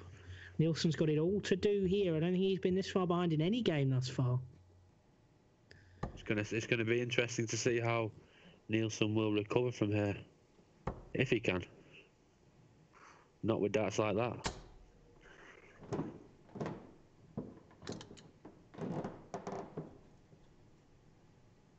So the ball is firmly in Johan Engstrom's court here. Let's see how we can set off in this 7th leg. It's a great treble 19. His treble 19 hitting has been marvellous tonight.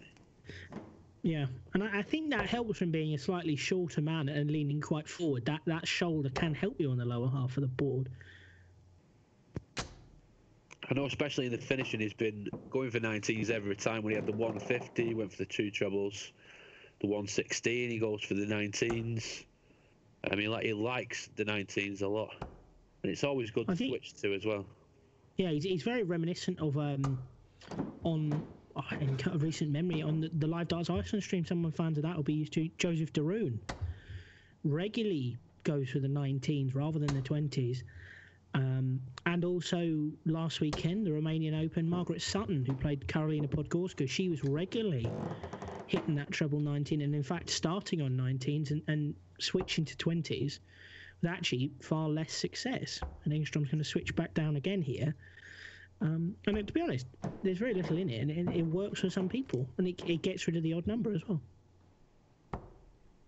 Pretty even game here, Andrew, in this 7th leg.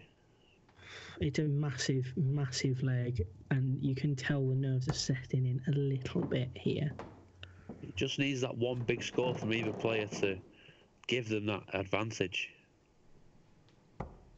Could we see it here? A lovely first start.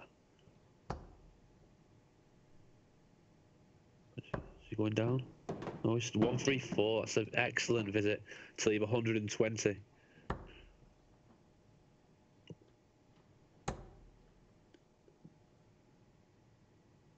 Will Nielsen live a finish? Nice ton there. So 120 plays 113, 120 first for Engstrom. Shanghai. Just above that dart I'd be looking for. Is that in? Yes, it was. Just misses over double top. But as Nielsen, this is last chance saloon, you feel. If he loses this leg, he's got it all to do. 93, so treble 19. Doesn't get it. 74 left. So Johan Engstrom for a 5-2 lead in this final of the PDC Nordic and Baltic Euro Tour 5 final. Double top. Just oh, it's a great marker. Just underneath that one, flicking off the barrel. Yes, and it's there. 5-2. Johan Engstrom leads Dennis Nielsen in the final of this PDC Nordic and Baltic Euro Tour 5 qualifier.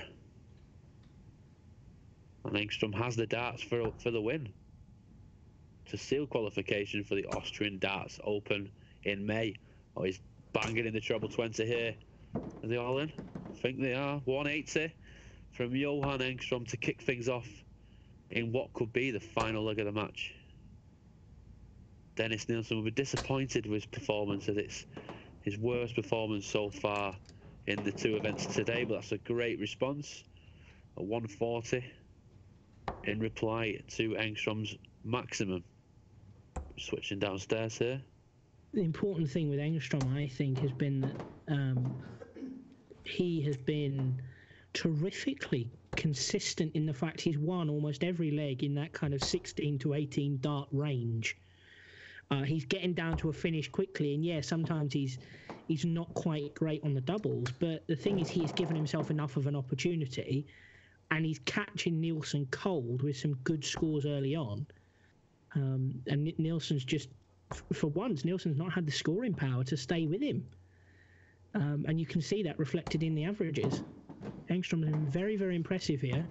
And he qualified for one of the European Tour events last year, and he looks well on course to do the same here. Lovely trip to Austria in May. I wouldn't mind one of those myself.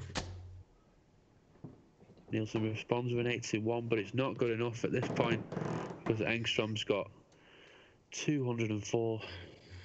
There's a 32 lead plus these.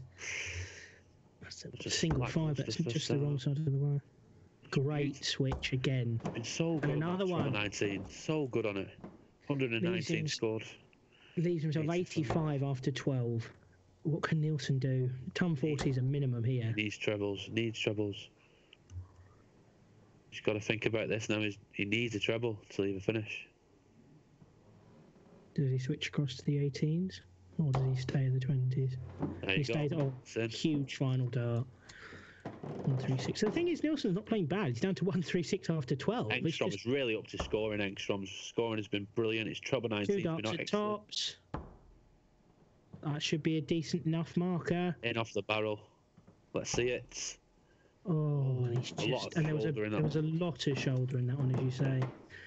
That would have been that could have been a 14 dart leg to wrap things up. Stay alive. He needs this. Oh, he can't do it now. Hold into the one there. And he might not even apply very much pressure. Johan Engstrom wants double 10. For again, another somewhere 16 to 18 dart leg. Remarkable consistency from the Swede. Oh, it's just inside. Switches for double 5. Oh, and he can't do it now. Will he bust? Yes, I think he's busted. Now, this is huge for Nielsen. 95 to save his skin, break back, and keep his hopes of qualifying for Austria alive. He has to make sure. If he's going for the 25, he has to make sure.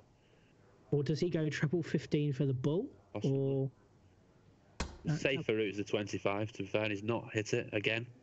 So he's 78 now. So what do you go here? Do you go treble 18, double 12 is the route. Yep. Oh, and he's 60 left. That's always the risk on going for the bull. And he's gone for tops, so he's left himself with 20. But Engstrom, here we go. 3 more darts at double 10. A spot in Austria. Oh, he's just inside double 5. He got it. 20 dart leg. And Johan Engstrom defeats Dennis Nielsen 6-2 to book his place in the Austrian Darts Open this May. 84 average. Terrific performance there from Engstrom, as Nielsen records what's his worst average of the day. Good final, that, Tom. Yeah, congratulations to Johan Engstrom, your 2019 Austrian Darts Open PDC Nordic and Baltic qualifier. He really did step it up in that final, Andrew, especially the scoring stakes. Nielsen wasn't out of the race. 79 average, his worst average of the day. He was there for the taking, and Engstrom did not give him the slightest opportunity. Like you say, those legs between 16 to 18 darts, he won all of them. And his power scoring in the second half of the match was brilliant. Especially the treble 19 hitting as well, that's got to be mentioned. He's been brilliant on that segment all night, really. A tremendous performance there from Engstrom. Showed remarkable consistency. And to be honest, yes, he averaged over 94 in his opening game of the tournament against Pauli Finilla, but to be honest, I think that's one of his more impressive performances. He beat Brian Christensen 6-0. He beat Vitor Charrua, someone both of us are quite high on. He beat him 6-3. Then he saw off Daniel Jensen 6-2, but that final performance again was probably the best person he'd played all night. And the best person at all day, really, at the Apple Hotel in Gothenburg, Sweden. Great stuff from Engstrom, and he ensures that from the 5 PDC Nordic and Baltic qualifiers this year, we've had 5 different qualifiers. 3 of them Swedes. Nielsen, Engstrom, and the veteran, Magnus Karras. That was a pleasure, Tom. I hope you enjoyed the evening. I certainly did. Some great darts, some great performances, and some good moments as well. Yeah, it was a great final. Johan Engstrom was brilliant, as I say, in the second phase of that match. But do you think that Dennis Nielsen was sort of thinking about winning back-to-back events? Did that sort of creep into his mind in the final, do you think?